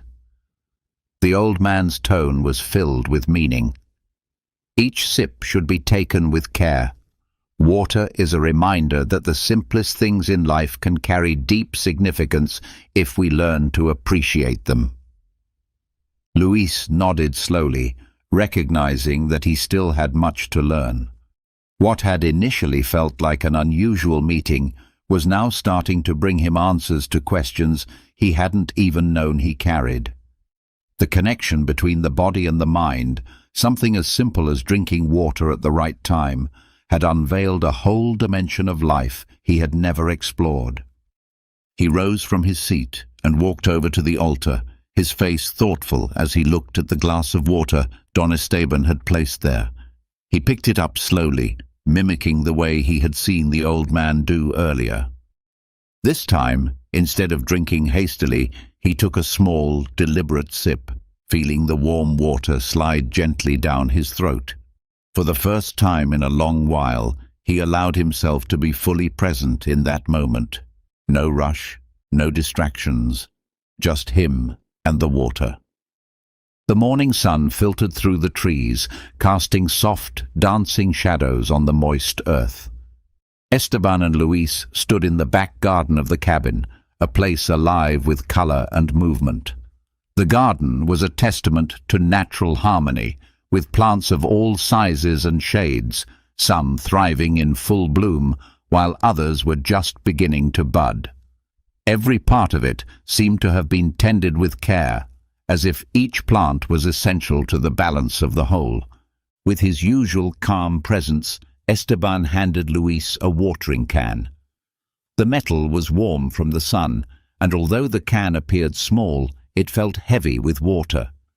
Luis looked at the old man with a curious expression, unsure of what he was about to be taught next. "I want you to water these plants," Don Esteban instructed, gesturing toward the rows of vibrant vegetation that spread out before them. "But do it with care. Observe how much water each one needs." Luis nodded, trying to follow the instructions. He knelt before the first plant, a small succulent, and let a stream of water fall over its thick leaves. The plant seemed content, letting the water glide over its surface without absorbing much. Then he moved to a bush with delicate white flowers, and later to a taller plant. When he watered that one, he noticed how quickly the water vanished into the thirsty soil around it. "Do you see the difference?" Don Esteban asked from nearby, watching him closely. Luis nodded, captivated by what he was observing. Some plants only needed a little water, while others seemed desperate for more. The difference was subtle, but crucial. "Each plant is different," Esteban continued. "Some have deep roots, some shallow. Some are used to dry conditions, others need constant moisture. If you water them all the same way, some will drown, while others will dry out. Our bodies are the same. Not everyone needs the same amount of water. It's important to learn how to listen to the signs your body gives you." Luis paused, absorbing the wisdom. He had always believed that everyone needed a set amount of water each day, as if human bodies followed identical rules. But now, seeing how each plant responded differently, he began to understand the complexity of the human body in a new light. "How do I know how much water my body needs?" Luis asked, as he carefully continued watering the plants. Don Esteban smiled gently, as though he had been waiting for that question. "Your body will tell you," he said, "but only if you are willing to listen. Thirst is an obvious signal, yes, but it's not the only one. Your skin, your energy levels, even your digestion can reveal whether you're drinking enough. It's not about a fixed number. It's about paying attention to how your body feels." Luis paused, watching the water seep into the earth, nourishing the hidden roots beneath the surface. He realized how often he had ignored his own body's signals, simply following a behavior pattern that seemed normal. Drinking water had always been a habit, but never a conscious one. "Look at this plant," Don Esteban said, pointing to a young sprout with bright green leaves. "If you overwater it, the roots will rot. If you don't give it enough, it'll dry out. Everything in life needs balance, and water is no exception. You are like this plant. If you learn to understand what you need, you'll live in harmony with your body." Luis tilted the watering can and let the water flow gently this time, watching as the soil slowly absorbed it. The air around them felt fresh, revitalized. It was as if every drop held a deeper meaning, each act of watering a small contribution with unseen significance. "So there's no exact amount to follow?" Luis asked, seeking more clarity. "Not for everyone," Esteban responded. "Yes, there are general recommendations, of course, but your body is unique. Some people need more water, others less. It depends on your activity, your diet, even your emotional state. Drinking water with awareness isn't just about satisfying thirst. It's about nurturing every part of you."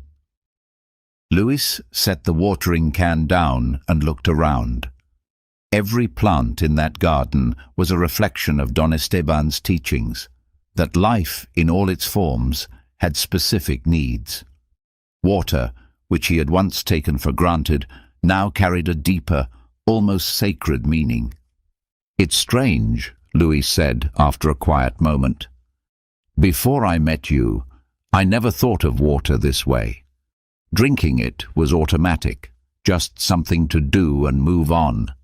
But now I see it differently. It's about balance. It's a connection between the body and the world around us." Don Esteban nodded, pleased by Luis's insight. That's what many people have forgotten. We live in a world of excess, where we believe more is always better. But sometimes, what we truly need is less. Less quantity, but more mindfulness. Less urgency, but greater attention. If you understand this with water, you'll begin to understand it in many other areas of life as well. Luis knelt down and touched the cool, moist soil beneath him, feeling its texture against his skin. The garden, with its stillness and vitality, had become a living metaphor, a reminder that every drop of water, every plant, every deliberate act held a purpose deeper than he had ever realized. So, Luis said thoughtfully, the key is to listen to my body and to my surroundings. Exactly, Esteban replied. And remember, it's not just about how much water you drink, but also how and when you do it. If you can learn to pay attention to those subtle signs, you'll find yourself becoming more in tune, not only with your own body, but also with the world around you. Luis smiled softly, experiencing an inner peace that had long eluded him. In that garden, surrounded by the vibrant presence of life, the simple act of watering plants had become something deeper, a lesson about harmony and mindful presence. He knew that this moment, this teaching, would linger with him far beyond the confines of that day. It had changed something in him, altering the way he would see something as ordinary yet vital as water. 5. The right way to drink water. The sun was beginning its descent, casting golden light across the garden as Luis and Don Esteban returned to the quiet cabin. Their walk among the plants had left Luis deep in thought. Each creak of the wooden floor beneath his feet as he stepped inside made him feel like he was entering a sacred space. Don Esteban's earlier words still lingered in the air, echoing the peaceful energy of their surroundings. Inside the cabin, there was a stillness that felt almost sacred, soft and enveloping. Only the gentle song of birds and the whispering wind slipping through the nearby trees broke the silence. Don Esteban motioned to a carved wooden chair beside a rustic table. The chair looked sturdy, almost ancient, yet it gave off a warm feeling, as if its surface, worn by time, held many stories. On the table, a single glass of water sat, positioned perfectly where a shaft of sunlight from the window bathed it in gentle light. The glass sparkled, casting delicate flickers that lit up the space with an almost otherworldly glow. Luis couldn't take his eyes off it. From the window's glow down to the glass itself, the once simple object now carried a profound sense of significance. "Sit," Don Esteban said gently, his voice as calm and steady as ever. Luis did as he was told, easing into the chair. The glass of water seemed as though it had been waiting just for him. Don Esteban sat down nearby, his calm gaze steady and grounding. "Today," he began, "I want to share with you one of the most important lessons about water." His tone was soft, almost ceremonial. The way we drink is just as important as how much we drink and when we do it. Many people consume water without a thought, mindlessly, like it's nothing more than a tool to quench thirst. But water is life itself. It deserves our respect. Luis nodded slowly, recalling earlier teachings about balance and listening to the body's cues. But now the atmosphere had shifted. Don Esteban wasn't just speaking about water in terms of health. He was speaking of it as something sacred, a deeper experience, almost a ritual. "I want you to drink this glass of water," he said, pointing to it. "But do so slowly, with full awareness. Don't drink just to quench your thirst. Drink to feel, to truly experience. Luis picked up the glass, feeling its weight and the coolness of the water within. The chill of the glass contrasted with the warmth of his fingers. He marveled at how the water shimmered in the light, each tiny movement sending soft ripples across the surface. He brought the glass to his lips and took a careful sip. The sensation was different. It wasn't just the coolness or the taste, it was the texture, the smooth flow of the water down his throat. Each sip became a full-body experience, a sensory encounter from the moment the water touched his lips to the instant it disappeared within him. He took another sip, this time closing his eyes to deepen his focus.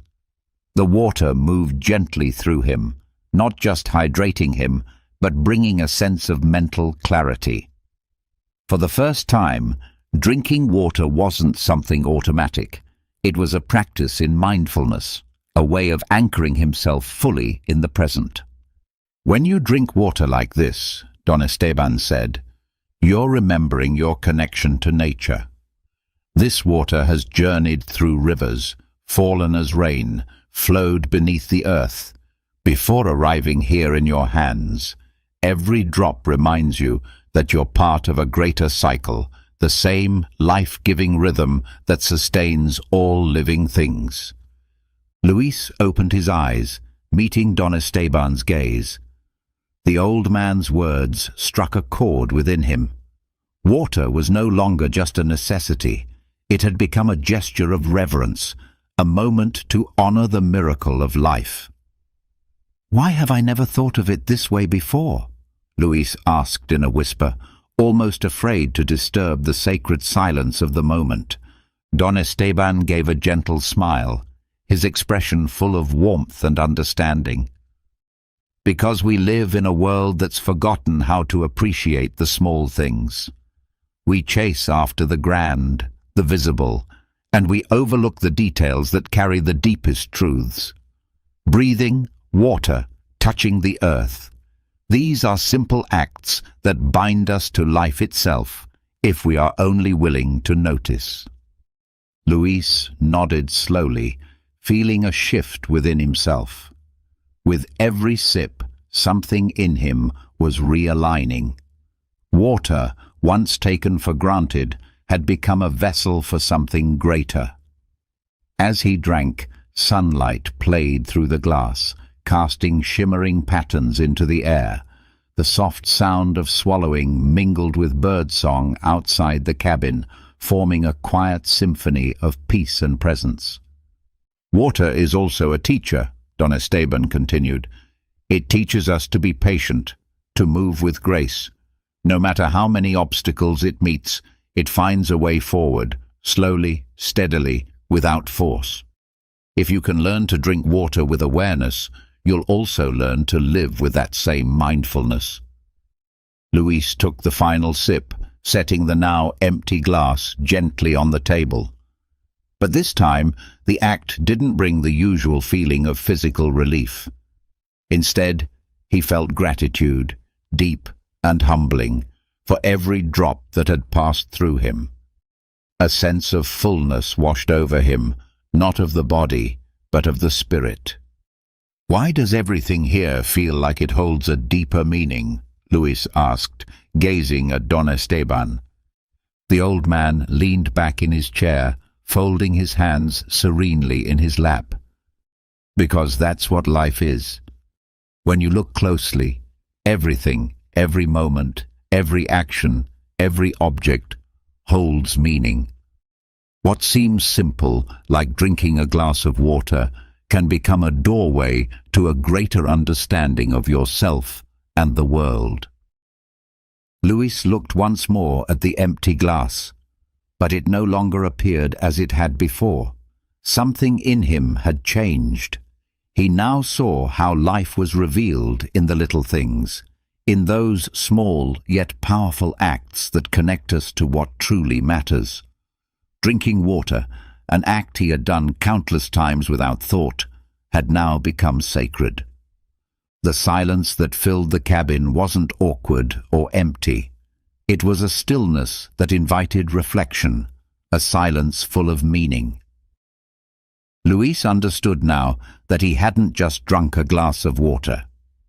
He had absorbed a lesson about presence, awareness, and above all, a deep respect for the essence of life. 6. What you never imagined about water.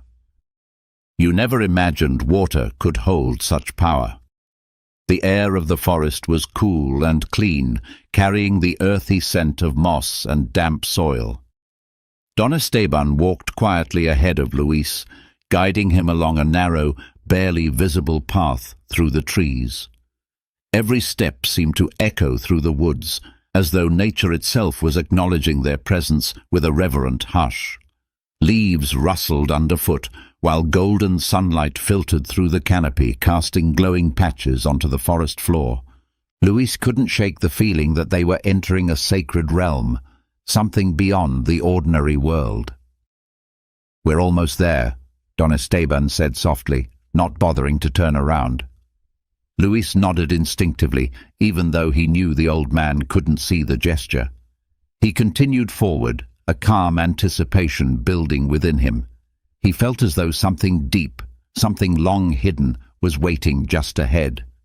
After several quiet minutes, they stepped into a secluded clearing, hidden deep within the forest. There, surrounded by moss-covered stones, flowed a small spring of crystal-clear water. The sound of water gliding over smooth stones filled the air with a gentle, unbroken whisper. The space radiated peace, a stillness so complete it felt sacred. "This spring has been here for generations," Don Esteban explained, stopping near the edge of the water. "Its purity remains untouched by human hands. The villagers come here, not just to draw water, but to find peace." Luis stared at the water as it flowed with a serene, almost hypnotic rhythm. Sunlight played across its surface, creating luminous reflections that danced over the rocks. There was something deeply mystical about the spring, as if it held secrets passed down through time, just waiting to be uncovered.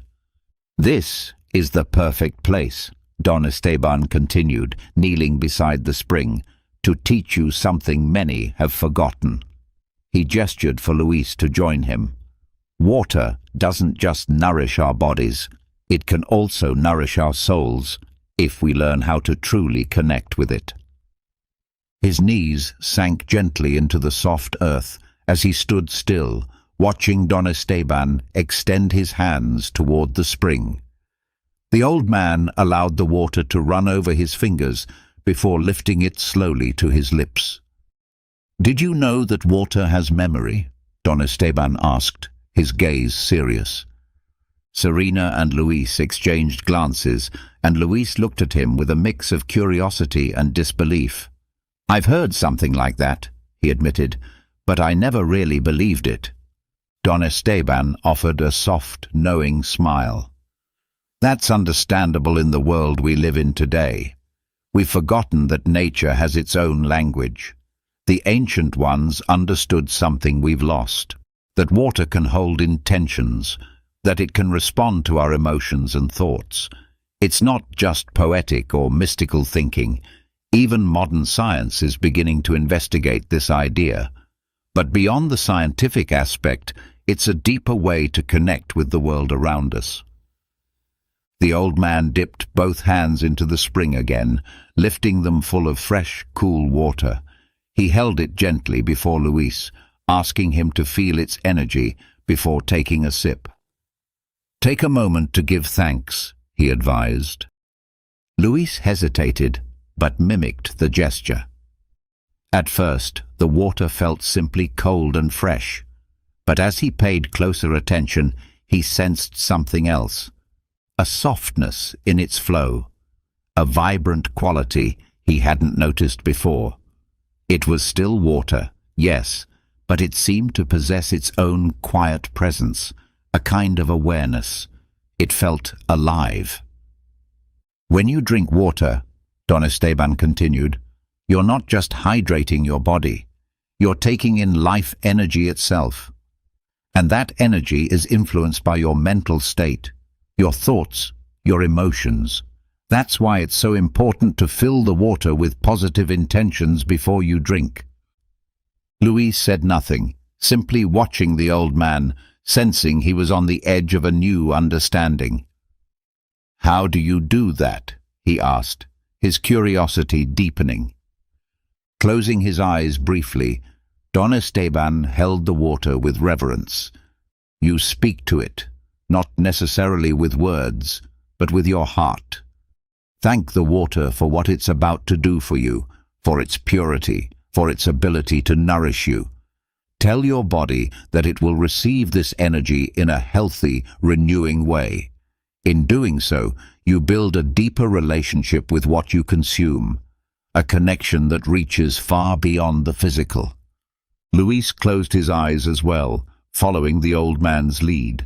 Holding the water in his hands, unsure if he was doing it right, he simply let his thoughts come. "Thank you," he thought silently. "Thank you for this moment, for this purity.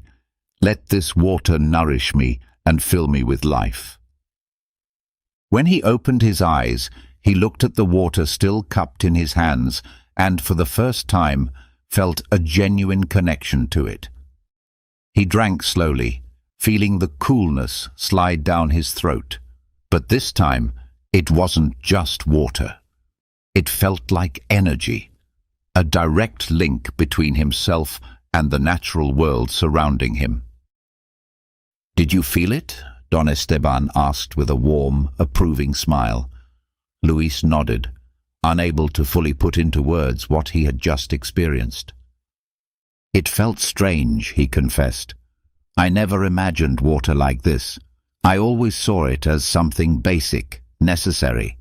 But now, it feels like something more." "That's because it is," said Don Esteban. "Water is life, not just for your body, but for your spirit as well. This spring, for example, has been here for centuries, offering not only water, but a sacred space for peace and reflection. What the ancients believed wasn't mere superstition, it was wisdom. They understood that everything in nature is connected, that energy exists in all things, even in something as ordinary as water." Luis remained quiet for a while, watching the stream as it continued to glide effortlessly over the rocks. Each word from Don Esteban felt like an echo from some ancient truth, something long forgotten by the modern world, but still quietly present, waiting to be remembered. "So, you really think our emotions can change the water?" he finally asked. Don Esteban nodded slowly. "I don't just believe it. I've seen it. When we drink with gratitude, when we form a conscious connection with what we consume, something within us transforms. Water becomes a mirror of that intention, and its power is heightened.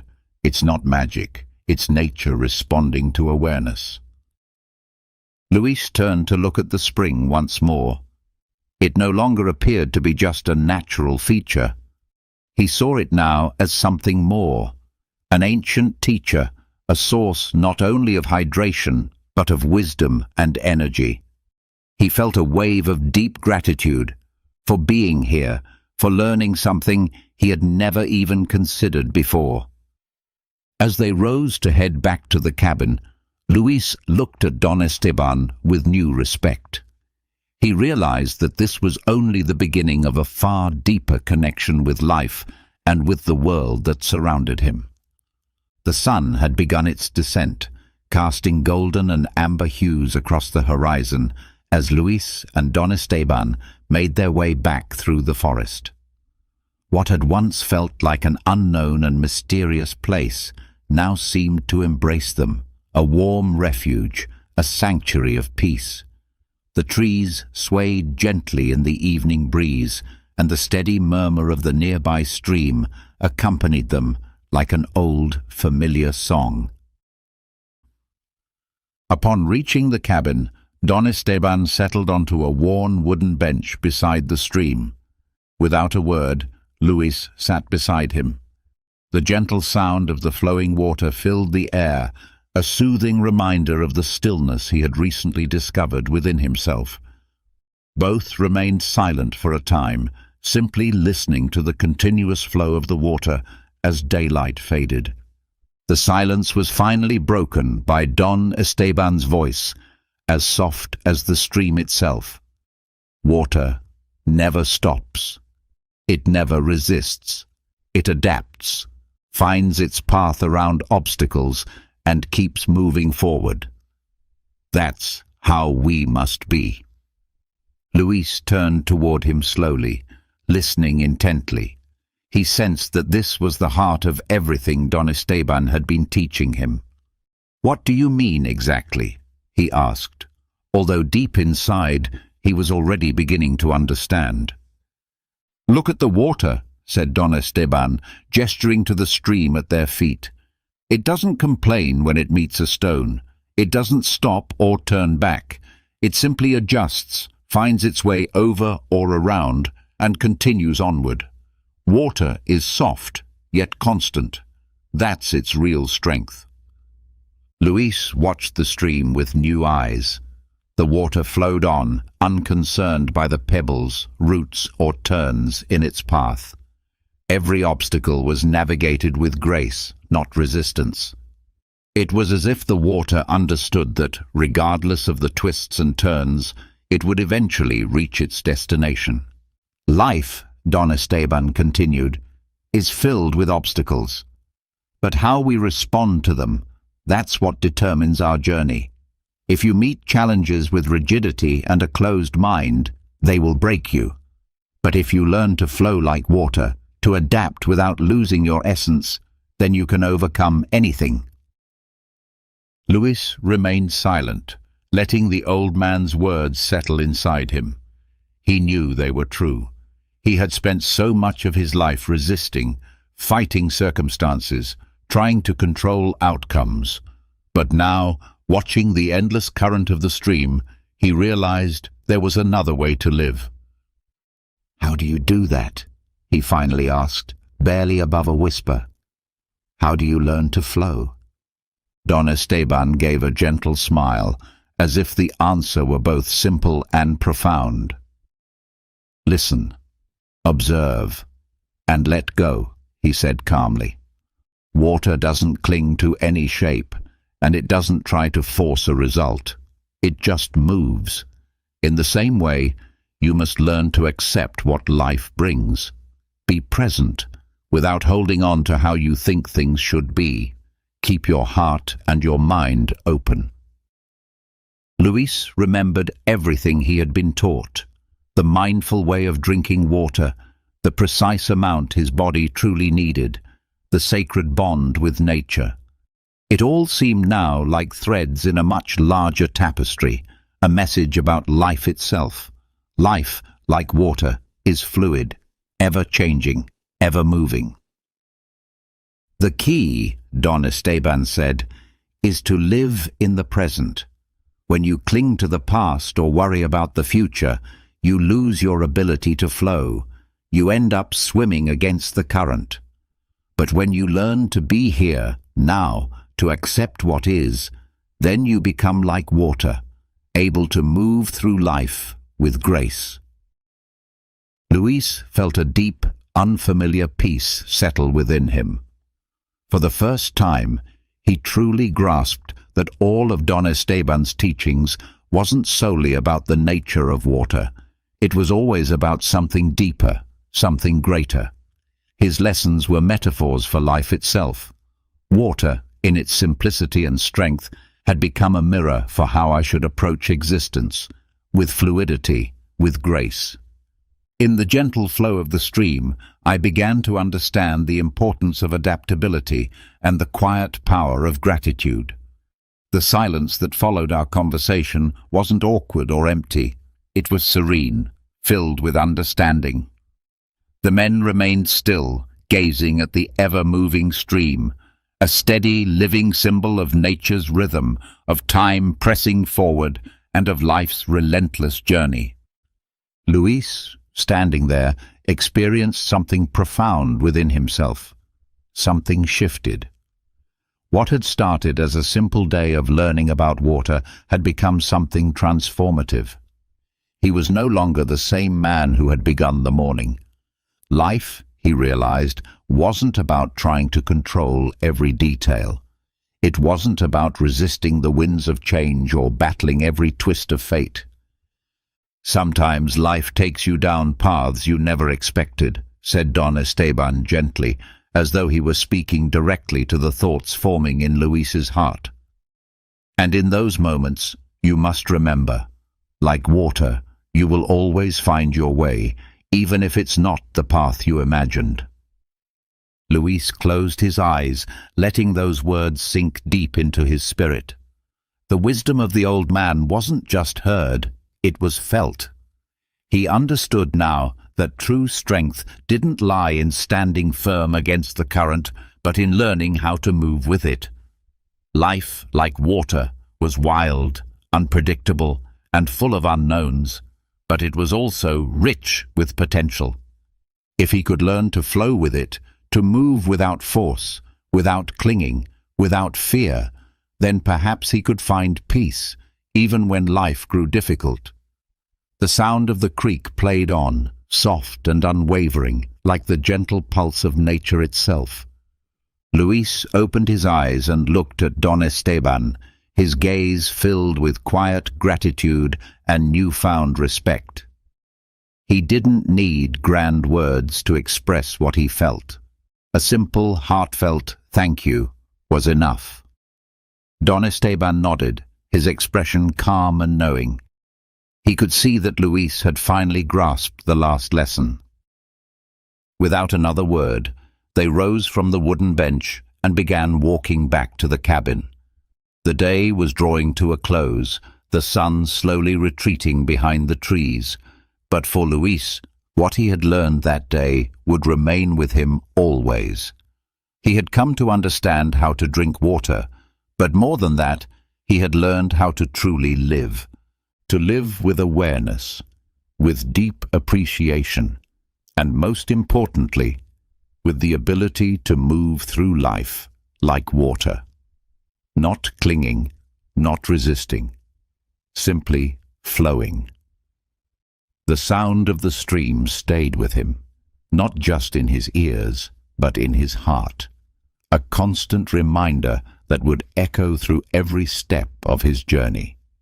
If this story touched your heart, don't forget to like the video, subscribe, and leave a comment.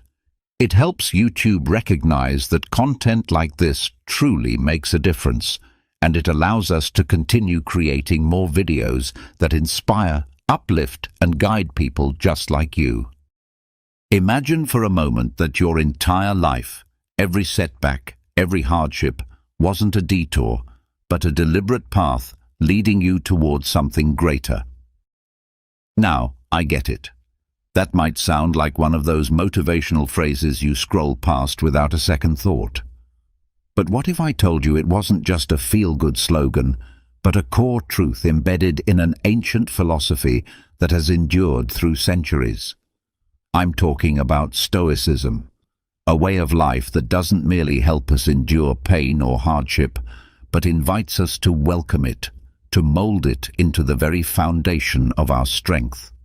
Today, we're diving into the soul of Stoicism to explore how this age-old wisdom isn't just a source of comfort in dark times, but a practical guide to living each day with meaning, resilience, and purpose. Whether you're dealing with personal turmoil, career hurdles, or the endless noise of everyday chaos, Stoic teachings offer more than survival tactics. They offer a philosophy for thriving. They show us that the secret to a fulfilling life doesn't lie in changing what's around us, but in mastering how we respond to it. So if you've ever felt like you're swimming against the current, if you've ever wondered how to remain grounded in the midst of life's storms, or if you're simply curious about how the ancient can transform the modern, you're exactly where you need to be. Join me on this path as we unlock the power of Stoicism, discovering how to turn life's obstacles into the very fuel that drives our evolution. And while we embark on this shared journey, don't forget to subscribe and stay tuned. Every part of this exploration is designed to uplift and transform, and you won't want to miss a single second of it. Have you ever realized you're settling for less than you're capable of? Many of us drift through our days, weeks, even years without questioning the invisible limits we've placed on ourselves. This is where one deceptively simple yet profoundly powerful question comes into play. Why not? At first glance it seems basic, but this question has the potential to dismantle the fears and complacency that quietly confine us. Now, let's inject this with some Stoic insight. The Stoics didn't believe in waiting for life to happen to them. They were active participants, constantly examining their actions and motives through the lens of virtue and continuous self-improvement. When a Stoic encountered a challenge or a moment of decision, they asked themselves, why not choose the path that promotes growth? This wasn't about being reckless. It was about making thoughtful, intentional decisions that align with who they were and who they were striving to become. So the next time you stand at a crossroads, uncertain or hesitant, challenge yourself. Why not pursue that goal? Why not take the risk? Why not believe in yourself and move toward your vision? It's in those decisive moments that the trajectory of our lives begins to shift. But this question isn't just about confronting external roadblocks. It also forces us to face the internal voices that whisper doubts and promote safety over progress. It challenges the fear of failure, the comfort of routine, and the lies we tell ourselves about what we can or can't do. It's a wake-up call to rise above mediocrity and claim the extraordinary potential that lies dormant within us. Think of every Stoic figure you've read about. Marcus Aurelius, Seneca. They weren't seeking comfort. They embraced struggle as a vehicle for becoming stronger, wiser, and more virtuous. That's what you do when you ask, why not? You step into life with intention. You commit to growth. You move forward with courage. So next time you hesitate, remember that the power to rewrite your story is already in your hands. You are capable of exceeding your perceived limits. Adopt the Stoic perspective. Ask why not, and watch as your inner curiosity, bravery, and dedication begin to reshape your life. In Stoicism, this drive for continual growth connects with the concept of prokopton, the idea that we are all works in progress. The Stoics weren't chasing flawlessness. They were dedicated to progress, steady, disciplined, and intentional progress. They focused on what they could control, their actions, their character, and how they chose to respond to life's inevitable fluctuations. They understood that meaningful progress lies at the heart of a fulfilling life. Whether it's honing a professional skill, deepening a meaningful relationship, or nurturing inner peace, growth is the foundation of everything that brings purpose. When you become obsessed with improvement, you align with one of Stoicism's highest virtues, self-mastery. You pursue excellence not for recognition, but because it's the purest expression of living in accordance with your values. But let's be clear, being obsessed with improving isn't about being ruthless or overly critical of yourself. It's about being compassionately committed to your evolution. It's about recognizing your progress, no matter how small, and celebrating it, while staying eager for the next step in your personal transformation. There will be setbacks, there will be failures, but to the Stoic, These aren't dead ends. They are powerful lessons, each one offering insight and depth to your journey. So how do you nurture this obsession with growth? Start by setting meaningful goals that echo your inner values. Reflect daily on your decisions and behaviors, checking if they align with the person you aspire to be. Welcome challenges not as threats, but as teachers.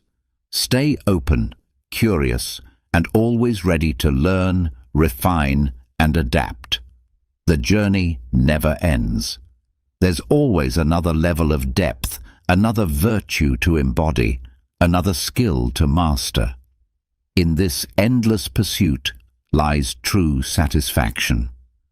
So let's embrace this passion for growth, not as a destination, but as a lifestyle. As we walk this path together, let's uplift each other, aiming ever higher, living each day with purpose, courage, and an unstoppable desire to evolve. The Stoics are celebrated for their resilience, their unwavering resolve, and their deep dedication to living a principled life. When they committed to something, they poured their entire soul into it. Not for praise or applause, but because they knew that this total engagement, this giving everything they had, was what gave their actions meaning. They didn't half-heartedly approach their lives. They gave it their all, understanding that the true value of effort lies not in the result, but in the wholehearted intention behind it. Giving it your all means devoting your energy, attention, and heart to whatever you're doing. It means waking up each day and choosing to live with direction and clarity, rather than drifting through the motions. It means not just dreaming about a better life, but making bold moves that bring it into being, even when uncertainty looms. But this idea of giving your all isn't only about outward action. It's about the way you carry yourself in everything you do.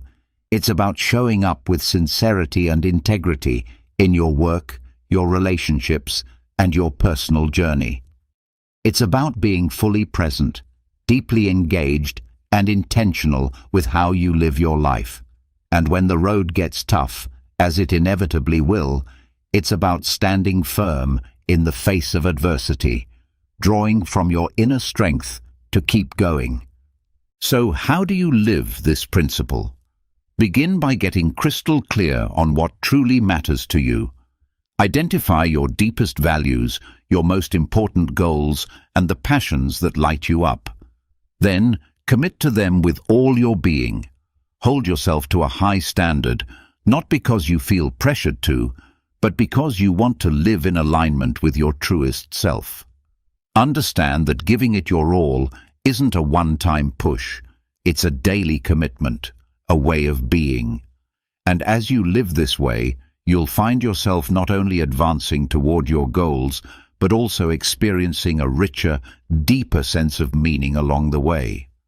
Let's walk this path together, motivating each other to show up fully, to live with fire and intention, and to create lives that echo with virtue, excellence, and enduring purpose. Because in the end, what truly matters is not just what we achieve, but who we become through it all. We live in a world overflowing with distractions, temptations, and reasons to stray from our chosen path. But real transformation happens when you decide to stay committed, despite the noise. When you remain grounded in your values and your journey, you take a stand for something higher. You honor your truth, your direction, and most importantly, your inner self. The Stoics understood the chaotic nature of life. They knew how easy it was to veer off course. But they also recognized the immense power of remaining faithful to your principles. For them, staying on the path wasn't just a matter of achieving goals. It was a reflection of character, of integrity. So what does staying on your path look like for you? It means getting clear on your purpose, knowing what you value, what you're working toward, and what kind of person you are becoming. It means fixing your eyes on your internal North Star and letting it guide you through life's storms. But, and this is vital, staying the course doesn't mean becoming rigid or unmoving. Life is fluid, unpredictable. True commitment to your path includes the wisdom to adapt. It's about learning, adjusting, and evolving in a way that remains true to your core. Your flexibility must be rooted in your values, not swayed by external pressures or distractions. How can you ensure you're still aligned with your path? Start by cultivating self-awareness. Reflect often. Write down your vision and your values. Use them as your compass. Build the discipline to make aligned choices, even when they're hard. And when you encounter setbacks, don't see them as reasons to quit. See them as the very moments that test and strengthen your resolve. We're taught to focus on results, to chase the prize. But Stoicism offers us a liberating truth, that there's immense peace and power in detaching from outcomes. This shift in mindset allows us to focus on what we can control, our effort, our virtue, our commitment to the process. It's a way of living that brings true freedom, and it's where the real magic begins. The Stoics remind us that some aspects of life are within our control, while others are not. What we can govern are our choices, our intentions, our efforts, and our mindset. But the results of those efforts often depend on external factors that we simply can't influence. When we become overly attached to outcomes, we open ourselves up to disappointment, frustration, and even despair because we're grasping at something beyond our reach. So what does it actually mean to take the focus off the results? It means committing yourself completely to whatever you're doing, whether it's a work assignment, a personal ambition, or a meaningful relationship, and doing it wholeheartedly. It's about immersing yourself in the process, tackling its challenges, and embracing the lessons it offers, without becoming emotionally tethered to how things turn out. Think about the freedom that comes from engaging in your work with passion and care, not for the sake of rewards, applause, or external success, but because you genuinely believe in what you're doing. That's the core of Stoic wisdom, discovering fulfillment and meaning in your actions themselves, not merely in their consequences. Now, that doesn't mean you should stop caring about success or abandon your goals. Rather, it invites you to redefine what success actually means. It's about evaluating yourself by your actions and your character. Did you conduct yourself with integrity, courage, and perseverance? Did you grow through the experience? In the Stoic philosophy, these are the true indicators of a successful life. To adopt this mindset in your everyday life, start by revisiting your core values and identifying the person you aspire to be. Let these values guide your goals, focusing more on who you're becoming and what you're doing, rather than what you're hoping to receive in return. When you start feeling anxious or fixated on outcomes, gently remind yourself of what's within your control, your mindset and your actions, and redirect your energy back to those. Picture your life as a mirror that reflects not only what you present to the world, but also the essence of who you are on the inside. If your inner world is full of fear, negativity, or resentment, those elements will inevitably color your experiences and relationships. On the other hand, if you foster virtues like kindness, strength, and honesty, those qualities will naturally radiate outward, drawing in more positivity and connection. The Stoics emphasized building a strong inner character because they understood this was the true cornerstone of a meaningful life. While you may not have power over external events, you always have the power to choose the person you want to be in response to those events. By dedicating yourself to being your best self, your life will begin to reflect those same qualities. But how do you bring this idea of becoming what you want to attract into your daily habits? Begin by engaging in thoughtful self-reflection. Observe your thoughts, your emotions, and your actions with honesty and compassion. Recognize where you have room to grow and intentionally work on cultivating the virtues that resonate with you, be it bravery during tough times, persistence in chasing your dreams, or empathy toward others. This journey isn't about perfection or pretending you don't stumble. It's about becoming deeply aware of your internal world and aligning it with your values. It's also about the willingness to keep growing, especially when things get hard. And when you make mistakes, as everyone does, it's about having the humility to learn and the strength to continue improving. Embracing this Stoic teaching gives you the power to shape your own reality. While you can't dictate what happens to you, you have immense influence over how you respond. As you align your inner world with your highest ideals, you'll find that the outer world begins to reflect that same harmony and depth. Now think back on the challenges you've encountered in your life. We've all had them, some minor annoyances, others life-altering hardships. The natural reaction might be to feel discouraged, frustrated, or even hopeless. But what if you could see those obstacles differently, not as roadblocks, but as opportunities in disguise? This is a central insight in Stoic thought. The Stoics didn't deny the reality of suffering. They acknowledged that life can be painful and difficult. Yet they also believed that within every hardship lies a chance for growth, a lesson that can lead to something greater. The way we react to obstacles shapes our experience far more than the obstacles themselves.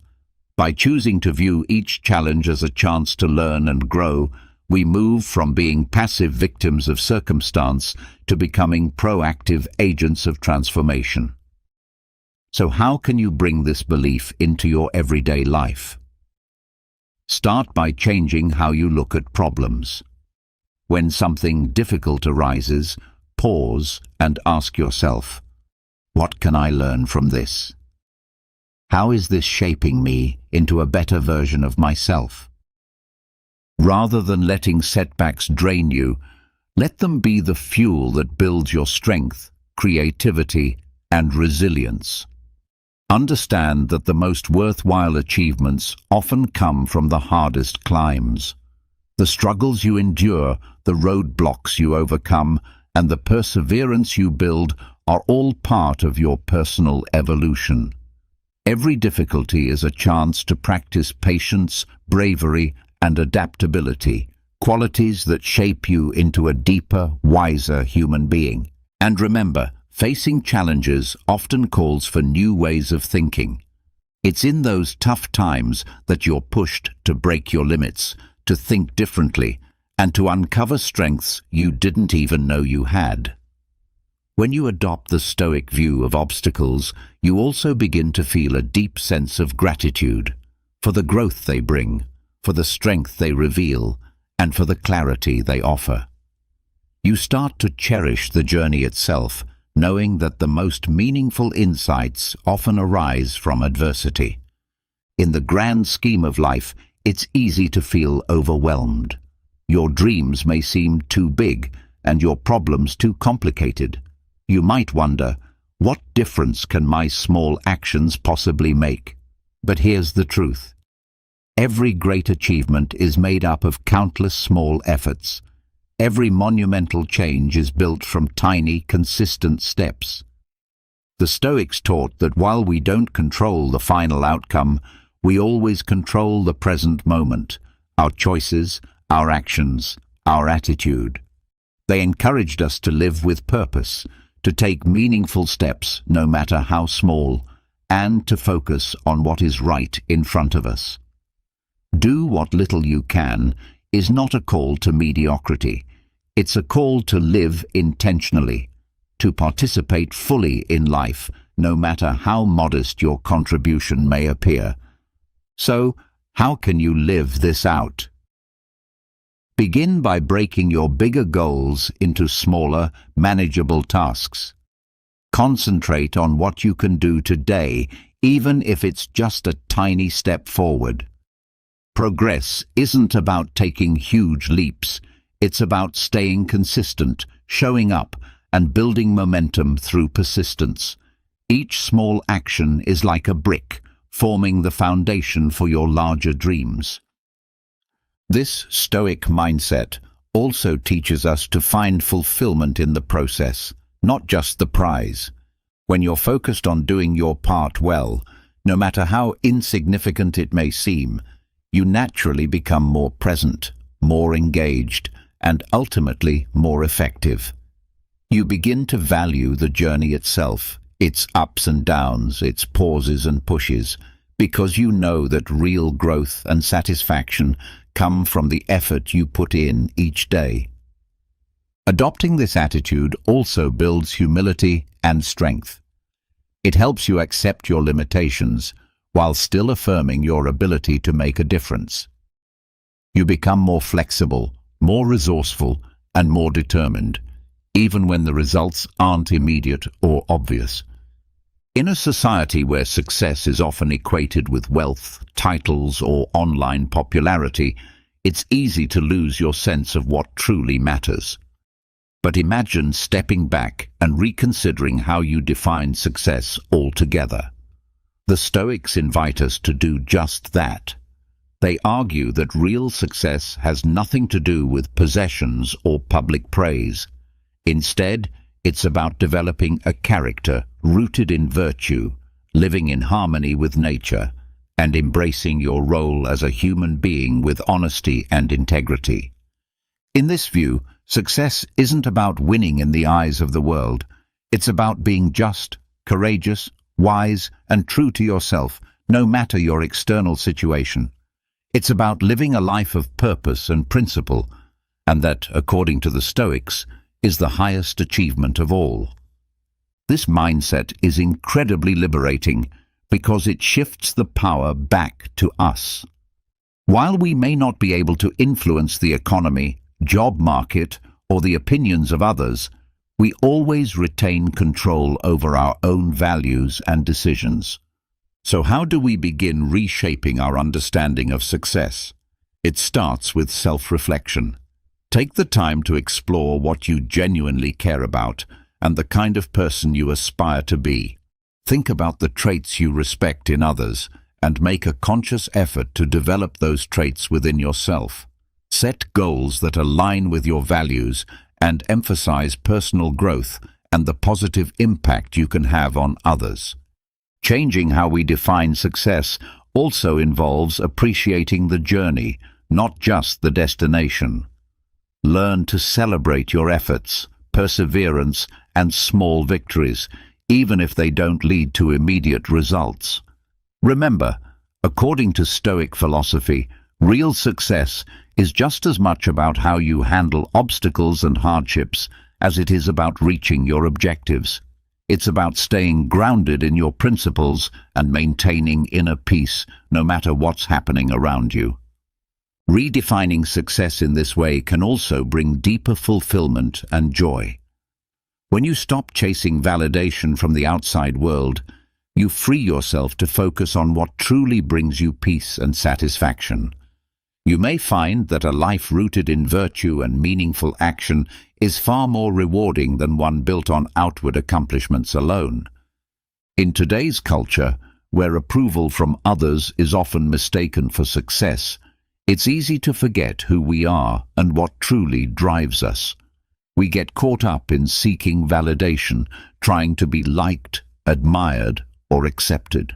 But Stoicism offers a powerful remedy for this outward focus. It teaches that our worth and our decisions should be grounded in our internal values and virtues. not in the constantly shifting opinions of the crowd. The Stoics warn us that constantly seeking approval can become a form of bondage. When we tie our sense of self to how others perceive us, we give away our freedom. We start adjusting our actions and self-worth based on their reactions. But once we release ourselves from this need for approval, we discover a deep sense of freedom and authenticity. We begin living in accordance with our true values, doing what we know is right and meaningful, regardless of whether it earns us recognition or applause. So how do we begin to separate our actions from the desire to be liked? It begins with self-awareness. We must look inward and ask ourselves why we do what we do, whether we're acting out of genuine conviction or out of a need to please others. This level of introspection isn't always easy, but it's essential for living authentically. Next, we must develop confidence in our own decisions and reasoning. The Stoics emphasize that wisdom and rational thought should guide our actions. When we make choices based on reason and moral clarity, we become less reliant on others' opinions. We can stand firm in our decisions even when they're unpopular or misunderstood, because we know they're rooted in what we believe to be right. We also need to accept that not everyone will like us, and that's perfectly okay. In fact, it's normal. Every person has their own beliefs, preferences, and experiences.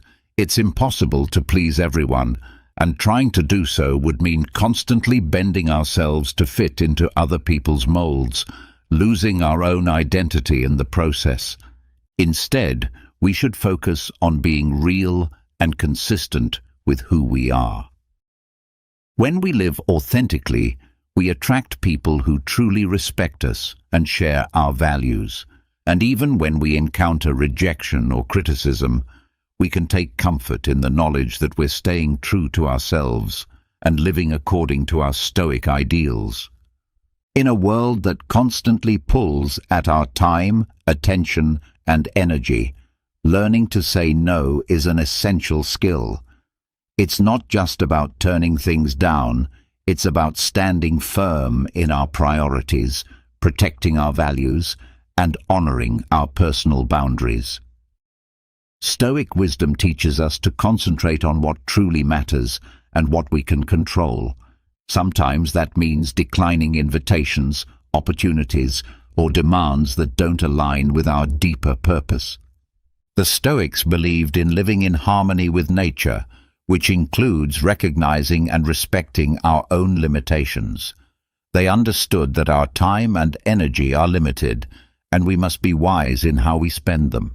Saying no, then, becomes a practice in discernment, a way to ensure that we're investing ourselves in what is truly worthwhile, rather than being swept along by what's simply urgent or expected. But let's be honest, saying no is hard. It takes courage, especially when we're used to pleasing others or afraid of missing out.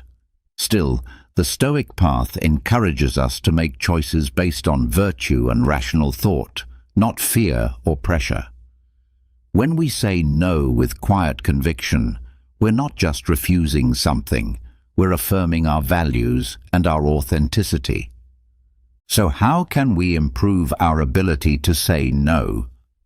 It starts with having a clear understanding of what truly matters to us, what we believe in, what we want to accomplish, and how we want to live. When you know your purpose and your priorities, it becomes much easier to recognize which demands support your journey and which distract from it. Saying no doesn't have to be rude or confrontational. It can be expressed with kindness and gratitude while still being firm. And as we get more comfortable with saying no, we'll experience a newfound freedom. We'll shed obligations that don't serve us and create space for the things that truly do. We'll grow in self-respect, honoring our own needs and boundaries, and others will notice this clarity and strength, often responding with respect for our integrity. Now, how does one truly let go with indifference? It's about learning to deeply understand and accept the difference between what's in our control and what isn't.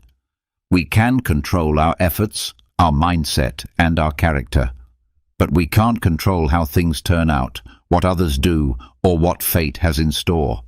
Once we internalize this truth, we begin to let go of frustration, worry, and disappointment that stem from clinging to things beyond our reach.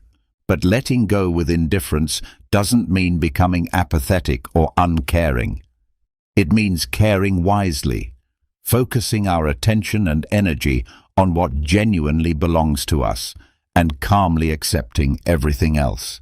It's about giving our best to the present moment and detaching from the outcome. Imagine how much lighter life would feel if you stopped obsessing over every missed opportunity or unexpected setback. What if you could resist being pulled into every bit of drama that has nothing to do with your core values or responsibilities? That's the peace that Stoicism offers, a deep, steady sense of resilience and balance, no matter what storms life may bring. To develop this mindset, we must begin with mindfulness. Pay attention to your reactions. Practice gently reminding yourself of what you can and cannot control. Like any valuable skill, this takes time and repetition. Start with the small frustrations of daily life and gradually work your way up to greater challenges. And as you practice, you'll notice something extraordinary. The less you try to control what's out of your hands, the more mastery you gain over your own mind and responses. You'll find a stillness inside you that remains untouched by chaos, a quiet strength that allows you to stay composed and focused, even when life becomes unpredictable. As we move forward on this path, guided by the teachings of Stoicism, we come to understand that our true power doesn't come from external circumstances. It resides within us. It lives in our capacity to choose our responses, to center our attention on what genuinely holds value, and to release our attachments with grace and acceptance. Always remember, the journey to inner peace and lasting fulfillment doesn't lie in chasing recognition, achievements, or material wealth. It is found instead in nurturing our character, in building resilience, and in developing a profound sense of serenity within ourselves. Thank you for walking alongside me on this path today, for being a meaningful part of this Stoic journal. I invite you to keep growing, keep exploring, and keep diving deeper into this ancient yet timeless wisdom by watching one of the recommended videos now appearing on your screen. Together, we continue to evolve, becoming stronger, wiser, and more firmly rooted in the values that lead us toward a life rich in purpose and authenticity.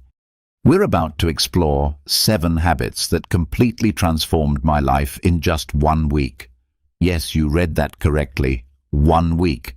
I know it sounds almost unbelievable, but trust me, these aren't the typical tips you hear all the time. These are real, honest habits that I personally incorporated into my daily routine. I experienced the struggles, the breakthroughs, and the growth, and the change I underwent was nothing short of amazing. I'm excited to share these with you because they've made such a profound difference in my life, and I believe they can do the same for you. Whether you're aiming to boost your productivity, improve your mental health, or make a positive change in your daily life, these habits can help you get there.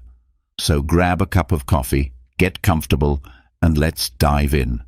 Stick with me until the end, because these habits aren't just theoretical. They're practical steps that you can begin implementing today. I'll also share personal stories and insights from my own journey, giving you a candid look at how these habits worked for me. Let's get started. The first habit that truly changed my life was waking up early. Let's be real, I was never a morning person. My bed was my sanctuary, and I used to hit the snooze button far too many times. Mornings always felt rushed, and I often felt like I was starting my day off wrong.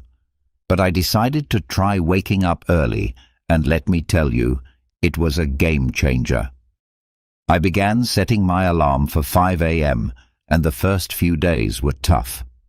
I dragged myself out of bed, feeling groggy and questioning whether this was worth it. But I pushed through, and by the third day, something incredible happened. I began to appreciate the peacefulness of the early morning hours. There was something almost magical about being up before the rest of the world, when everything was still and calm. With those extra hours in the morning, I had time for things I'd never been able to fit into my day before. I started with some light exercise, nothing intense, just stretching or a short jog around the neighborhood. This helped wake me up and energized me for the rest of the day. I also took time to meditate and set my intentions for the day. These few moments of mindfulness had a huge impact on my overall mindset and productivity. An unexpected benefit of waking up early was that I no longer felt rushed. I had plenty of time to enjoy a healthy breakfast, savor my coffee, and plan out my day. This calm, unrushed start set a positive tone for the entire day. I felt more organized, less stressed, and had a greater sense of control over my time.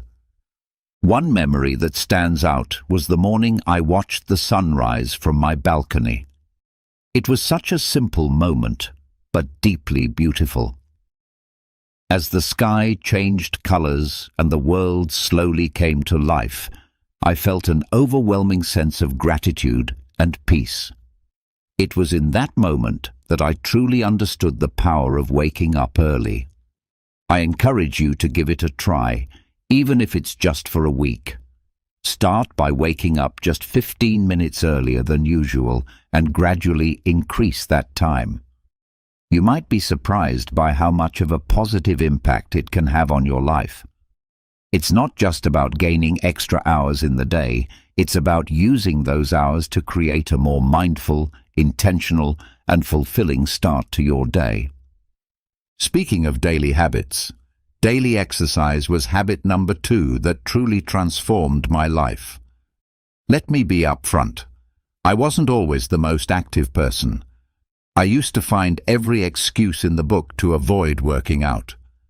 I'm too tired, I don't have time, or I'll start tomorrow. Sound familiar? But one day, I decided that enough was enough. I made a commitment to move my body every single day for a week, and the results were incredible. I started small, just 20 minutes a day, mixing up yoga, jogging, and strength training. I wanted to keep things interesting so I wouldn't get bored and quit halfway through. The first few days were tough. My muscles were sore, and I felt exhausted, but I reminded myself why I was doing this, to feel better both physically and mentally. By the 4th day, something amazing happened. I woke up feeling more energized. My mood had improved drastically. I was less irritable and much more positive. I realized that those 20 minutes of exercise weren't just about burning calories or building muscle. They were about giving myself time to focus on me, to release stress, and to boost my endorphins. One morning, I remember lacing up my sneakers for a jog. It was a crisp, clear day, and as I ran, I felt a sense of freedom and clarity that I hadn't experienced in a long time. It was just me, the open road, and my thoughts. That connection to myself and the world around me was truly empowering. I also started to see physical changes. My posture improved, I felt stronger, and I noticed a difference in my overall fitness. But the biggest change was in my mindset. Exercise became my time to disconnect from the world and reconnect with myself. It became a form of self-care rather than a chore. Another personal highlight was trying yoga for the first time. At first, I was hesitant, thinking I wasn't flexible enough or that it wouldn't be a real workout. But after a few sessions, I fell in love with it. Yoga taught me to be present, to breathe deeply, and to listen to my body. It was a transformative experience that went beyond just physical benefits. Incorporating daily exercise into my routine made me realize that taking care of my body directly impacted my mental health and overall happiness. It's not about being perfect or pushing yourself to extremes. It's about finding a form of movement that you enjoy and making it a regular part of your life. So if you're like I was, struggling to get started, my advice is to begin small. Find something you enjoy, whether it's dancing, hiking, or just going for a brisk walk. Commit to just a few minutes a day and gradually build up from there. Trust me, the benefits you'll experience will be well worth the effort. Exercise is a habit that can transform not just your body, but your entire outlook on life. Habit number 3 is journaling.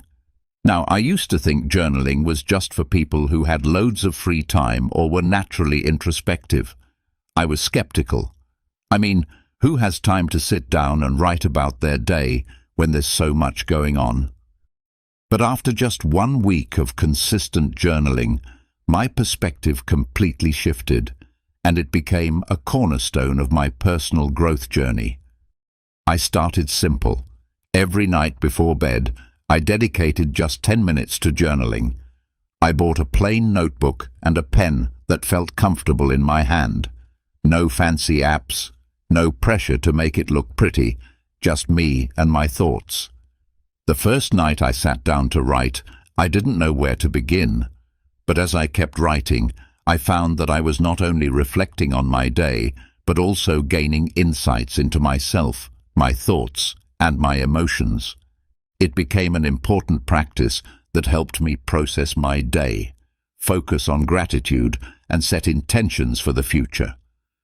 The first night, I stared at the blank page, unsure of what to write. But then, I began with something basic: how my day went, what made me happy, and what I struggled with. As the days passed, I began to dive deeper. I wrote about my goals, my fears, my dreams, and even my insecurities. It felt like having a conversation with myself, and that's when the magic happened. I started to notice patterns in my thoughts and behaviors. I realized that some of the things I worried about were completely out of my control, while others were areas where I could take actionable steps. One night, I wrote about a particularly stressful day at work. By putting my thoughts on paper, I was able to process my emotions better. I wrote about what specifically stressed me out, how it made me feel, and what I could do differently next time. This simple act of reflection helped me gain clarity and feel more in control of my emotions. Another powerful aspect of journaling was tracking my progress. I noted down small victories and milestones, no matter how minor they seemed. Looking back at these entries filled me with a sense of accomplishment and motivated me to keep pushing forward. For example, I wrote about a presentation I was nervous about and how I prepared for it.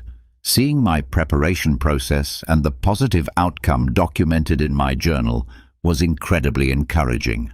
I also started a gratitude section in my journal. Every day, I wrote down 3 things I was grateful for.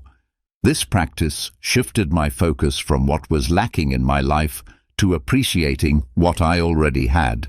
It was a simple yet profound shift that brought more positivity into my daily life. One particularly memorable entry was about a random act of kindness I experienced. A stranger helped me when I was struggling with my grocery bags. Writing about this act of kindness not only made me feel grateful, but also inspired me to pay it forward. Through journaling, I discovered a lot about myself, my desires, my fears, my strengths, and my weaknesses. It became a form of therapy, a way to untangle the complex web of thoughts and emotions that we all carry around. It provided a safe space where I could be completely honest with myself without fear of judgment. If you've never tried journaling, I highly encourage you to start. Don't worry about writing perfectly or having profound thoughts. Just write whatever comes to mind. It could be a stream of consciousness, a recap of your day, or reflections on a specific event. Give yourself the freedom to express whatever you're feeling. You might be surprised at how much clarity and peace it brings into your life. Remember, it's not about what you write, it's about the process of writing itself. Next up, mindful eating. This was a big one for me because, like many people, I used to eat on the go, barely paying attention to what or how much I was consuming. My meals were often rushed and distracted, eaten while scrolling through my phone or working on my laptop. I didn't realize how much this was affecting my overall well-being until I decided to give mindful eating a try for 1 week.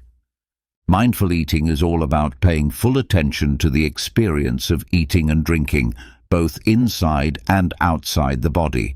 It's about savoring each bite, noticing the flavors, textures, and even the sounds of your food. So, I made a commitment to eat all my meals mindfully. I started by setting the scene for my meals. I cleared my dining table, set a nice place for myself, and removed any distractions. No phone, no TV, no laptop. At first, it felt a bit strange to sit quietly with my meal, but it quickly became a calming ritual. I began each meal with a few deep breaths to center myself and bring my focus to the present moment. One of the first things I noticed was how much more I enjoyed my food. I took the time to really taste and appreciate each bite. Foods I had eaten hundreds of times before suddenly had new, delightful flavors and textures that I had never really noticed. For example, the crunch of fresh vegetables and the sweetness of ripe fruit became much more pronounced. It was like experiencing food in high definition. Another major change was how much more satisfied I felt after meals. By eating slowly and mindfully, I gave my body time to signal when it was full. This was a big shift for me, as I used to eat quickly and often ended up overeating.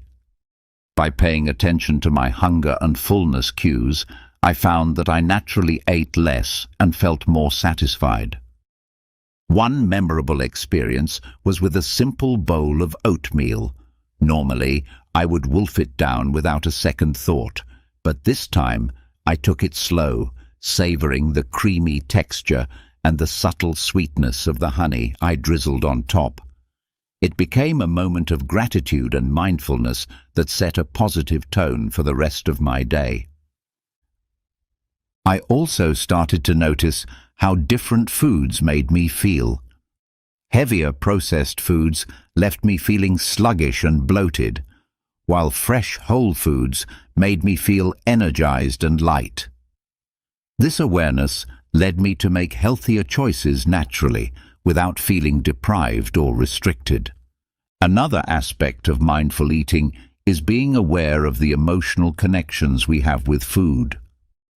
I started to recognize when I was eating out of boredom, stress, or emotional comfort, rather than true hunger. This awareness was powerful. Instead of mindlessly snacking, I could address the underlying emotion. Maybe I needed a break, some relaxation, or a chat with a friend, rather than a bag of chips. There was one particular evening when I had a craving for something sweet after dinner. Instead of automatically reaching for dessert, I paused and asked myself if I was truly hungry or just seeking a reward after a long day. I realized I wasn't actually hungry and opted for a warm cup of herbal tea instead. It was a small victory that highlighted how powerful mindful eating can be. Incorporating mindful eating into my life was a transformative experience. It helped me develop a healthier relationship with food, improved my digestion, and even enhanced my overall sense of well-being. It's a habit I've continued beyond that initial week, and I can't recommend it enough. If you're interested in trying mindful eating, start with just one meal a day. Sit down without distractions, take a few deep breaths, and savor each bite. Pay attention to the flavors, textures, and how the food makes you feel. You might be surprised at how this simple practice can change your entire eating experience. It's a wonderful way to reconnect with your body and truly appreciate the nourishment that food provides. Now, habit 5, limiting screen time. This one was particularly challenging for me, and I suspect it might be for many of you as well. We live in a digital world, and it's so easy to get sucked into endless hours of scrolling through social media, binge-watching shows, or checking emails. I realized that all the screen time was taking a toll on my mental health, productivity, and even my sleep. So, I decided to set some boundaries and see what happened. First, I set a daily limit of 1 hour for non-work-related screen time. This meant no mindless scrolling through Instagram, no endless YouTube marathons, and no late-night TV binges. It was tough at first. I had become so accustomed to filling every spare moment with screens, but I knew I needed to make a change. The first thing I noticed was how much more time I had in my day. I hadn't realized how much of my time was being eaten up by screens until I consciously limited it. With those extra hours, I found myself rediscovering old hobbies and interests that I had neglected. I picked up a book I had been meaning to read, started doodling and drawing again, and even tried my hand at cooking new recipes. One evening, instead of watching TV after dinner, I decided to take a walk in the park. The fresh air, the sounds of nature, and the simple act of moving my body felt incredibly rejuvenating. It was a stark contrast to the usual screen-induced lethargy. That walk became a cherished part of my daily routine, something I looked forward to and enjoyed immensely. Another significant change was in my sleep quality. I used to take my phone to bed, scrolling through social media or watching videos until I felt sleepy. But this habit often left me feeling wired and restless, leading to poor sleep. By limiting screen time, especially before bed, I found it much easier to wind down and fall asleep. I started a bedtime routine that didn't involve screens, reading a physical book, meditating, or simply reflecting on my day. This change led to deeper, more restful sleep and made a huge difference in my overall energy levels. I also noticed improvements in my mental health. Without the constant barrage of news updates, social media comparisons, and digital distractions, I felt less anxious and more present. I was more focused during conversations, more attentive to the people around me, and more engaged in my daily activities. It was like a fog had lifted, allowing me to see and experience life more clearly. One particularly memorable day was when I spent an entire afternoon at a local cafe with just a notebook and a pen. I wrote down my thoughts, planned some goals, and even sketched a bit. It was such a peaceful and productive time, free from digital interruptions.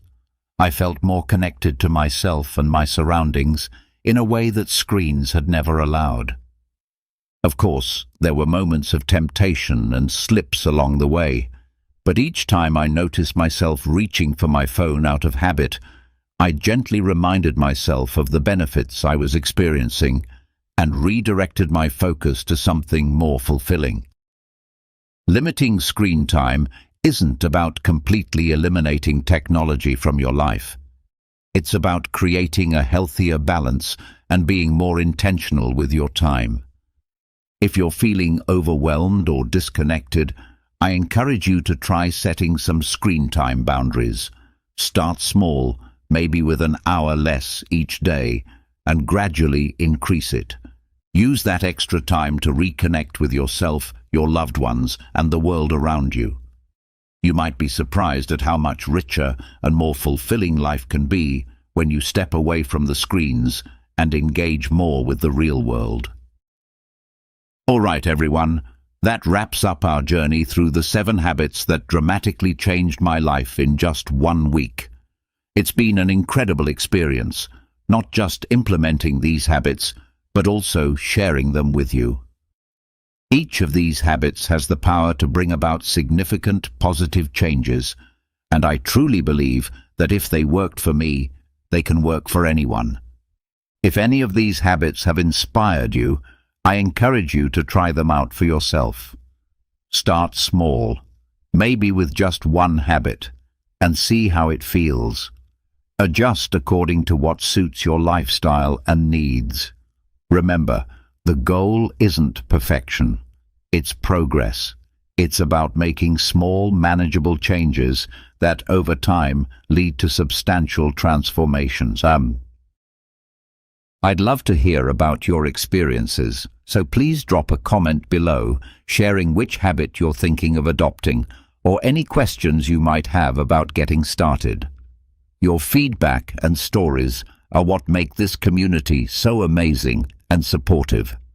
And if you found this video helpful, don't forget to like, subscribe, and hit the notification bell so you won't miss any of our future content. We have lots more insights and tips coming your way that you won't want to miss. Sharing this video with friends or family who might benefit from these habits could also make a huge difference in their lives. Thank you so much for watching, and remember, small changes lead to big results. Let's keep growing, keep evolving, and turn our everyday routines into powerful moments of self-improvement. See you in the next video. Stay awesome, everyone. Today, we're diving into a fascinating and particularly useful topic, especially for those entering advanced stages of life. We will explore the 13 things that you should avoid as you age, all from a Stoic perspective. The principles of Stoicism can help us live a fuller, more meaningful life, no matter our age. As we grow older, it's common to experience feelings of isolation and sadness. However, the Stoics believed that we can find peace and fulfillment by accepting what is beyond our control and focusing on our own actions and thoughts.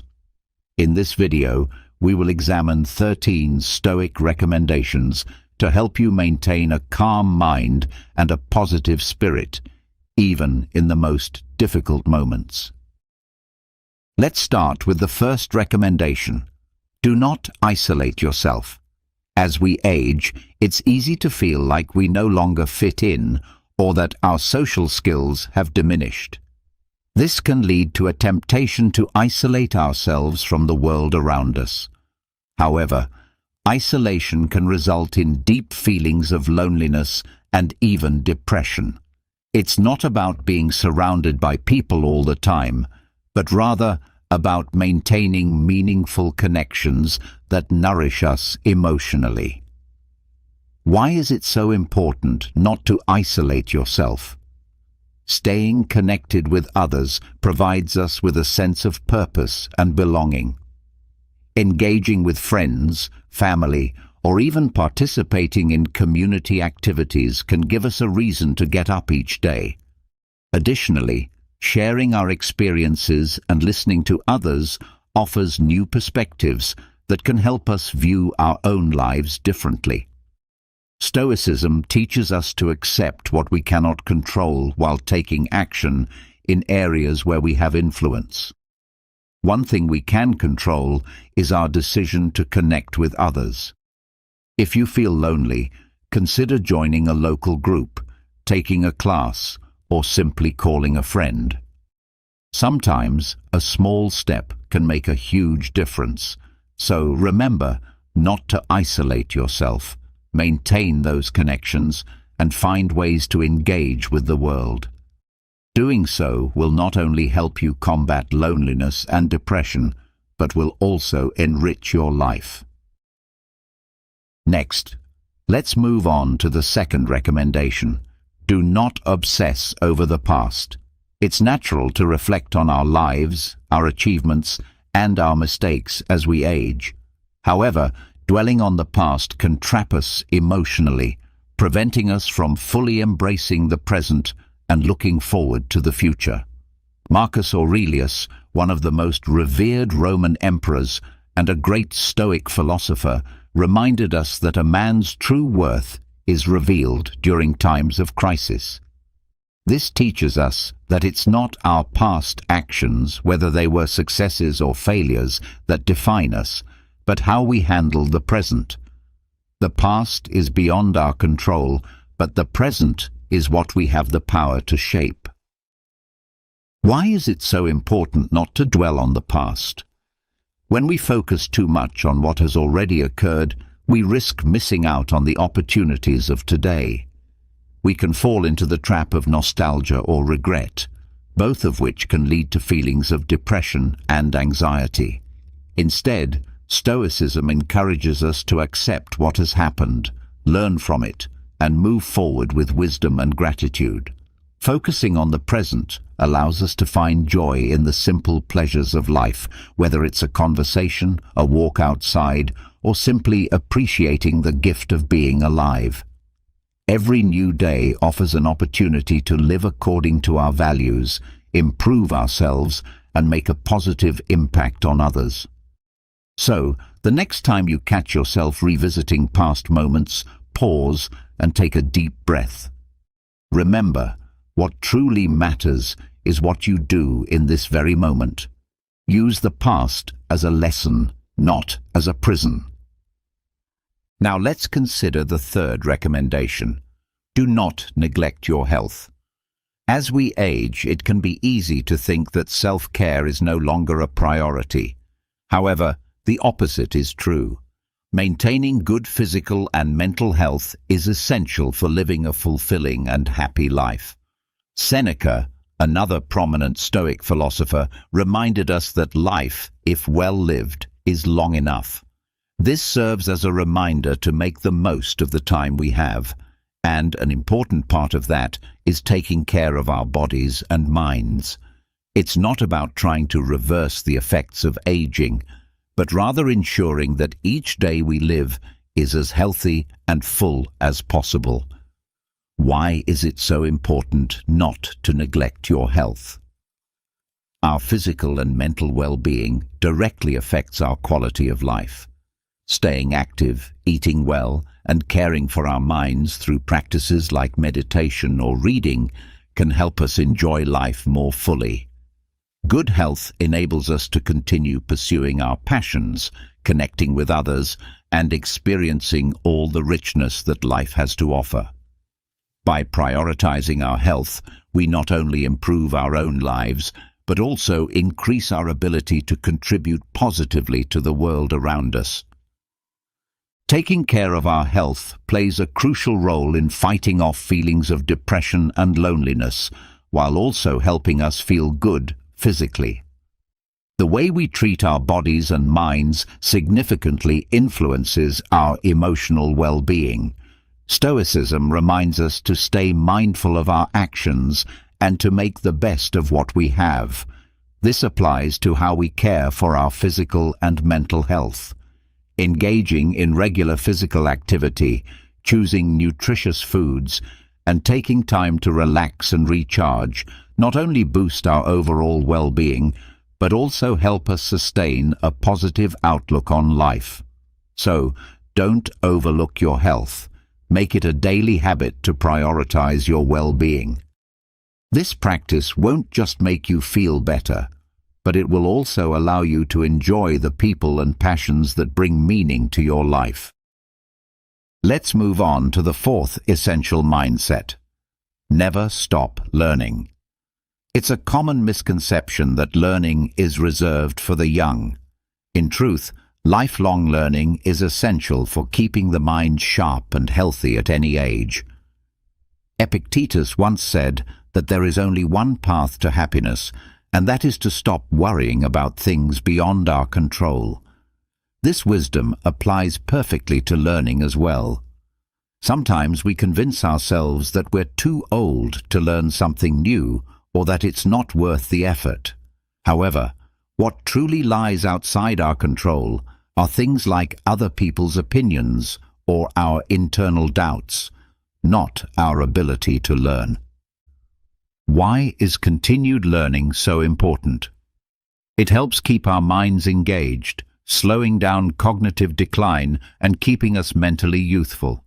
Acquiring new knowledge also provides a sense of accomplishment and purpose, both of which are vital in combating loneliness and depression. Whether it's picking up a new language, learning to play a musical instrument, or simply diving into a subject that fascinates you, every bit of learning opens new doors and deepens our connection to the world around us. Stoic philosophy urges us to take initiative and actively shape our lives. Learning something new each day, no matter how small, keeps our curiosity alive and reaffirms our commitment to living fully. Curiosity is like a spark that can light up even our darkest moments, giving us something to look forward to each day. So don't let the learning stop. Find something that excites you and immerse yourself in it. Not only will this keep your mind vibrant, but it will also provide you with a continual source of joy and fulfillment. Let's continue with the fifth perspective. Don't resist change. As we grow older, it's easy to fall into the habit of clinging to what's familiar and avoiding what's new or unfamiliar. Yet, change is an inevitable part of life, and learning to accept it can become a powerful source of personal growth and satisfaction. Marcus Aurelius said that change is the only constant. This insight highlights that change is natural and unceasing, and fighting it only leads to unnecessary frustration and pain. Instead, we should strive to adapt and see each change as an opportunity for growth and learning. Why is accepting change so important? Embracing change helps us maintain a positive and flexible attitude. When we resist it, we often shut ourselves off from new opportunities that could enrich our lives. Resistance also tends to create stress and anxiety, whereas acceptance brings calm and balance. Stoicism teaches us to concentrate on what we can control and to let go of what we cannot. Change often falls into that uncontrollable category, but our response to it is entirely within our power. Rather than viewing change as a threat, we can choose to see it as a doorway to self-renewal and a chance to discover new aspects of who we are. So don't fear change. Welcome new experiences and opportunities as they come. Doing so will not only make you more adaptable and resilient, but will also lead to a life that is richer and more diverse. Now let's reflect on the sixth vital truth. Don't underestimate the power of gratitude. As time passes, it's easy to become preoccupied with what we've lost or what we lack, forgetting to notice and appreciate the blessings that still surround us. Seneca wisely said that it's not the person who has little, but the one who desires more, who is truly poor. This statement reminds us that true wealth and happiness come not from accumulating more, but from valuing what we already have. Gratitude teaches us to focus on the positives and to cherish the small, everyday gifts life offers. Why is practicing gratitude so transformative? Gratitude has the power to shift our perspective and dramatically enhance our mental and emotional health. When we focus on what we're thankful for, we begin to counteract negative emotions like sadness and depression. Moreover, gratitude strengthens our connections with others as we often feel thankful for the people in our lives. This feeling of appreciation can build deeper relationships and a greater sense of community and belonging. In essence, embracing gratitude helps us cultivate a mindset that recognizes the good in our lives, no matter our age or circumstances. It grounds us, lifts our spirits, and brings us back to what truly matters. So take time each day to reflect on what you're grateful for. Let this simple yet powerful practice fill your life with peace, perspective, and deeper joy. Stoicism encourages us to cherish these blessings without becoming overly attached to them, reminding us to appreciate rather than cling. This mindset teaches us to focus on what is within our control. Practicing gratitude regularly becomes a powerful tool for nurturing this attitude. Whether it's keeping a gratitude journal, expressing thankfulness to others, or simply taking a quiet moment each day to reflect on the good in our lives, this habit can significantly elevate our happiness and emotional well-being. Gratitude becomes a source of strength. So make it a daily practice and notice how it reshapes your outlook and brings deeper meaning to your life. Let go of grudges. That leads us to the seventh thing you should avoid as you grow older: holding on to resentment. Throughout life, conflicts and disagreements with others are inevitable. However, when we hold on to these grudges, we allow them to negatively impact our emotional and mental health. Epictetus once said, "If someone is able to provoke you, realize that your mind is complicit in the provocation." This quote serves as a reminder that resentment and lingering anger are often constructed in our own minds, and that gives us the power to release them. Clinging to grudges only breeds unnecessary stress and places a heavy emotional burden on us. It robs us of mental peace and often creates barriers to enjoying our relationships and life in general. Forgiveness doesn't mean we forget or excuse someone's harmful behavior. It means freeing ourselves from the toxic emotions that weigh us down. Stoicism teaches us to release what is outside our control, and this includes the actions and decisions of others. By choosing forgiveness and letting go of bitterness, we give ourselves the gift of peace, creating space to focus on what truly matters. Shedding these negative feelings allows us to live with greater lightness and joy. So don't let grudges linger. Practice forgiveness, not just for others, but for your own inner peace and emotional freedom. Don't stop setting goals. This brings us to the eighth important thing to avoid in later life: losing your sense of direction by giving up on having goals. Sometimes reaching a certain age can lead us to believe that we've already accomplished everything significant. Yet, continuing to set goals, regardless of their size, infuses life with meaning and keeps us moving forward. Marcus Aurelius said, "The happiness of your life depends upon the quality of your thoughts." This highlights the importance of staying mentally engaged and cultivating positive focus. And one of the best ways to do that is by having goals. Setting goals offers us a sense of purpose and keeps us motivated. It helps us stay active, connected, and involved in life. Goals give us something to strive toward and look forward to. And every goal we achieve, no matter how small, brings a sense of accomplishment and satisfaction. Stoicism teaches us to live with intention and make the most of each moment. Goals help us do just that by guiding our attention toward meaningful actions and making our time more constructive. These goals don't have to be grand. They can be as simple as learning a new skill, improving your health, or doing something kind for someone else. The key is to find something that excites you and gives you a reason to grow and learn. Having goals not only makes life richer, but also helps you maintain a proactive, positive attitude. So keep setting goals Let them inspire you to keep moving forward with purpose and joy. Don't neglect your hobbies. And now we come to the 9th thing you should avoid doing as you grow older: abandoning the interests and activities you love. It's easy to fall into the trap of thinking that our hobbies no longer matter, or that we don't have time for them.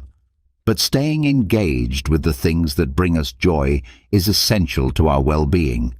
Seneca once said, "Leisure without books is the death and burial of a living man."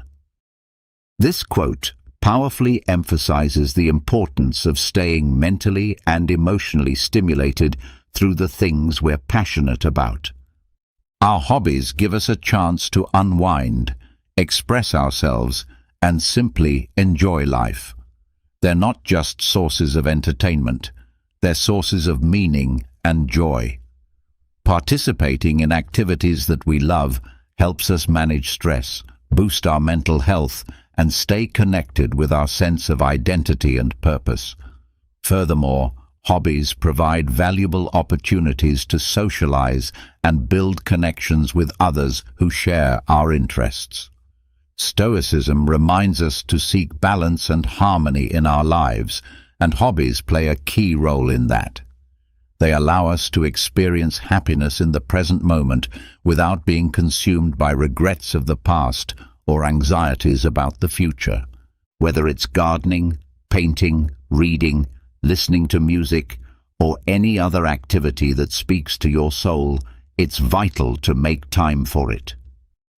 Nurturing your passions helps you maintain a rich, vibrant life, no matter your age.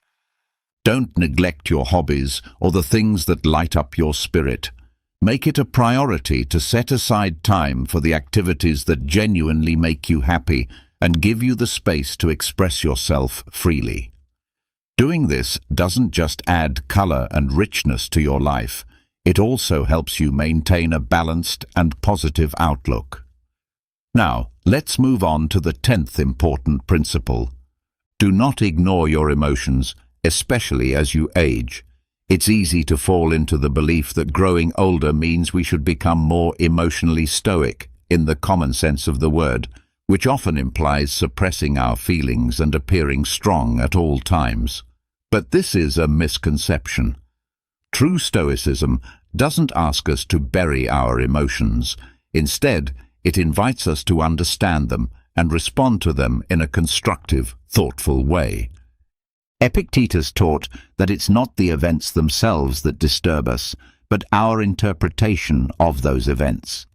This simple yet profound idea reminds us that our emotions are responses to how we perceive life's moments, not direct reactions to the moments themselves. Suppressing emotions doesn't make them disappear, it only hides them temporarily.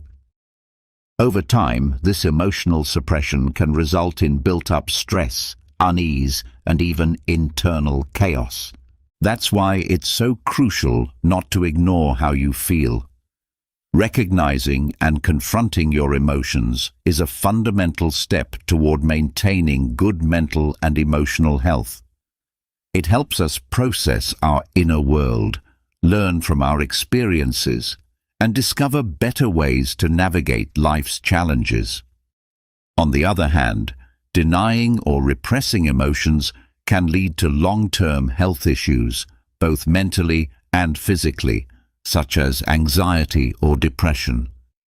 Stoicism encourages us to become aware of our emotions, not to be ruled by them, but to manage them with wisdom and rationality. It means embracing our feelings as part of the human journey, while not letting them take the driver's seat. Our emotions, when acknowledged, become signals, valuable insights into our needs, our desires, and what truly matters to us. They guide us to make wiser, more informed decisions. So do not brush aside what you feel. Take the time to reflect on your emotions, explore why you feel the way you do, and give yourself the space to process it all. Whether by speaking with someone you trust or writing it out in a journal, Give yourself that emotional outlet. It's not just healthy, it's essential. Now, let's move on to the 11th thing you should never do as you grow older. Do not settle for mediocrity. At a certain point in life, we may be tempted to believe that it's too late to aim higher, or that we no longer have the energy or motivation to pursue excellence. But the truth is, holding ourselves to a higher standard and striving for excellence is what makes life fulfilling and meaningful. Marcus Aurelius once said, "If it is bearable, bear it and stop complaining." These words urge us to face challenges with resilience and a proactive attitude, rather than lowering our standards or giving up. Settling for mediocrity can become a dangerous habit. It breeds complacency and leaves us with an undercurrent of dissatisfaction that slowly erodes our sense of purpose. That's why it's vital not to lower your standards or stop reaching for more. Staying committed to excellence, even in small daily tasks, gives life a sense of direction and dignity. It reminds us that we are capable of growth, improvement, and rising above our own expectations. This doesn't mean you need to become a perfectionist. It simply means doing your best with what you have and refusing to become stagnant. Pursuing excellence in our efforts is also a deep source of confidence and self-worth. It teaches us to align our actions with our values and to seek virtue in all that we do. Refusing to accept mediocrity is a way of honoring yourself, of choosing to live with purpose rather than passivity. Whether it's your career, your relationships, or your everyday routines, always strive to bring your best self forward. Seek growth, welcome challenges, and aim to improve in whatever you commit to. Doing so will bring you a profound sense of accomplishment and allow you to live a life that feels meaningful and enriched. Now let's continue with the 12th and final insight. Do not stop cultivating your relationships. As time goes by, it can be easy to drift away from close connections, with friends, with family, with those who matter most. Yet maintaining and nurturing these relationships is vital for your emotional and mental well-being. The philosopher Seneca once said, "Friendship is always helpful, love is sometimes." This reflects how deeply valuable true friendships and human connections are. They are a consistent source of support, encouragement, and joy. In times of struggle, these relationships comfort us. In moments of happiness, they amplify our joy. Staying connected with others gives us a sense of belonging.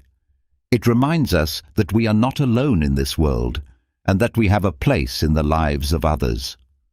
Social interaction, even in its simplest form, has the power to ease loneliness, reduce feelings of depression, and even improve our overall health.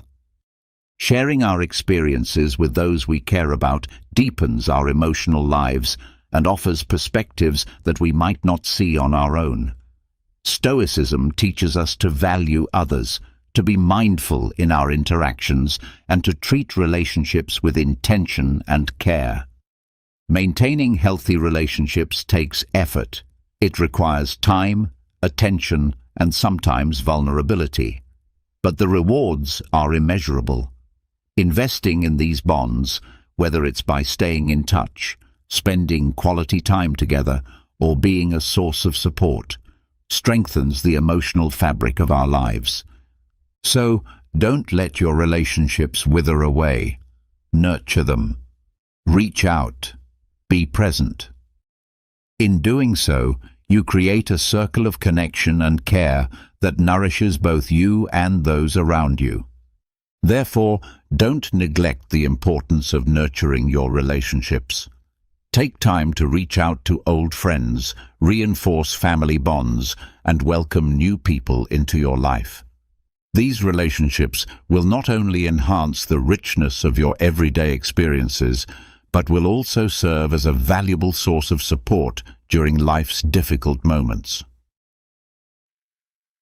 Let's continue with the 13th thing you should avoid doing as you grow older. Don't let yourself be consumed by what others might think of you.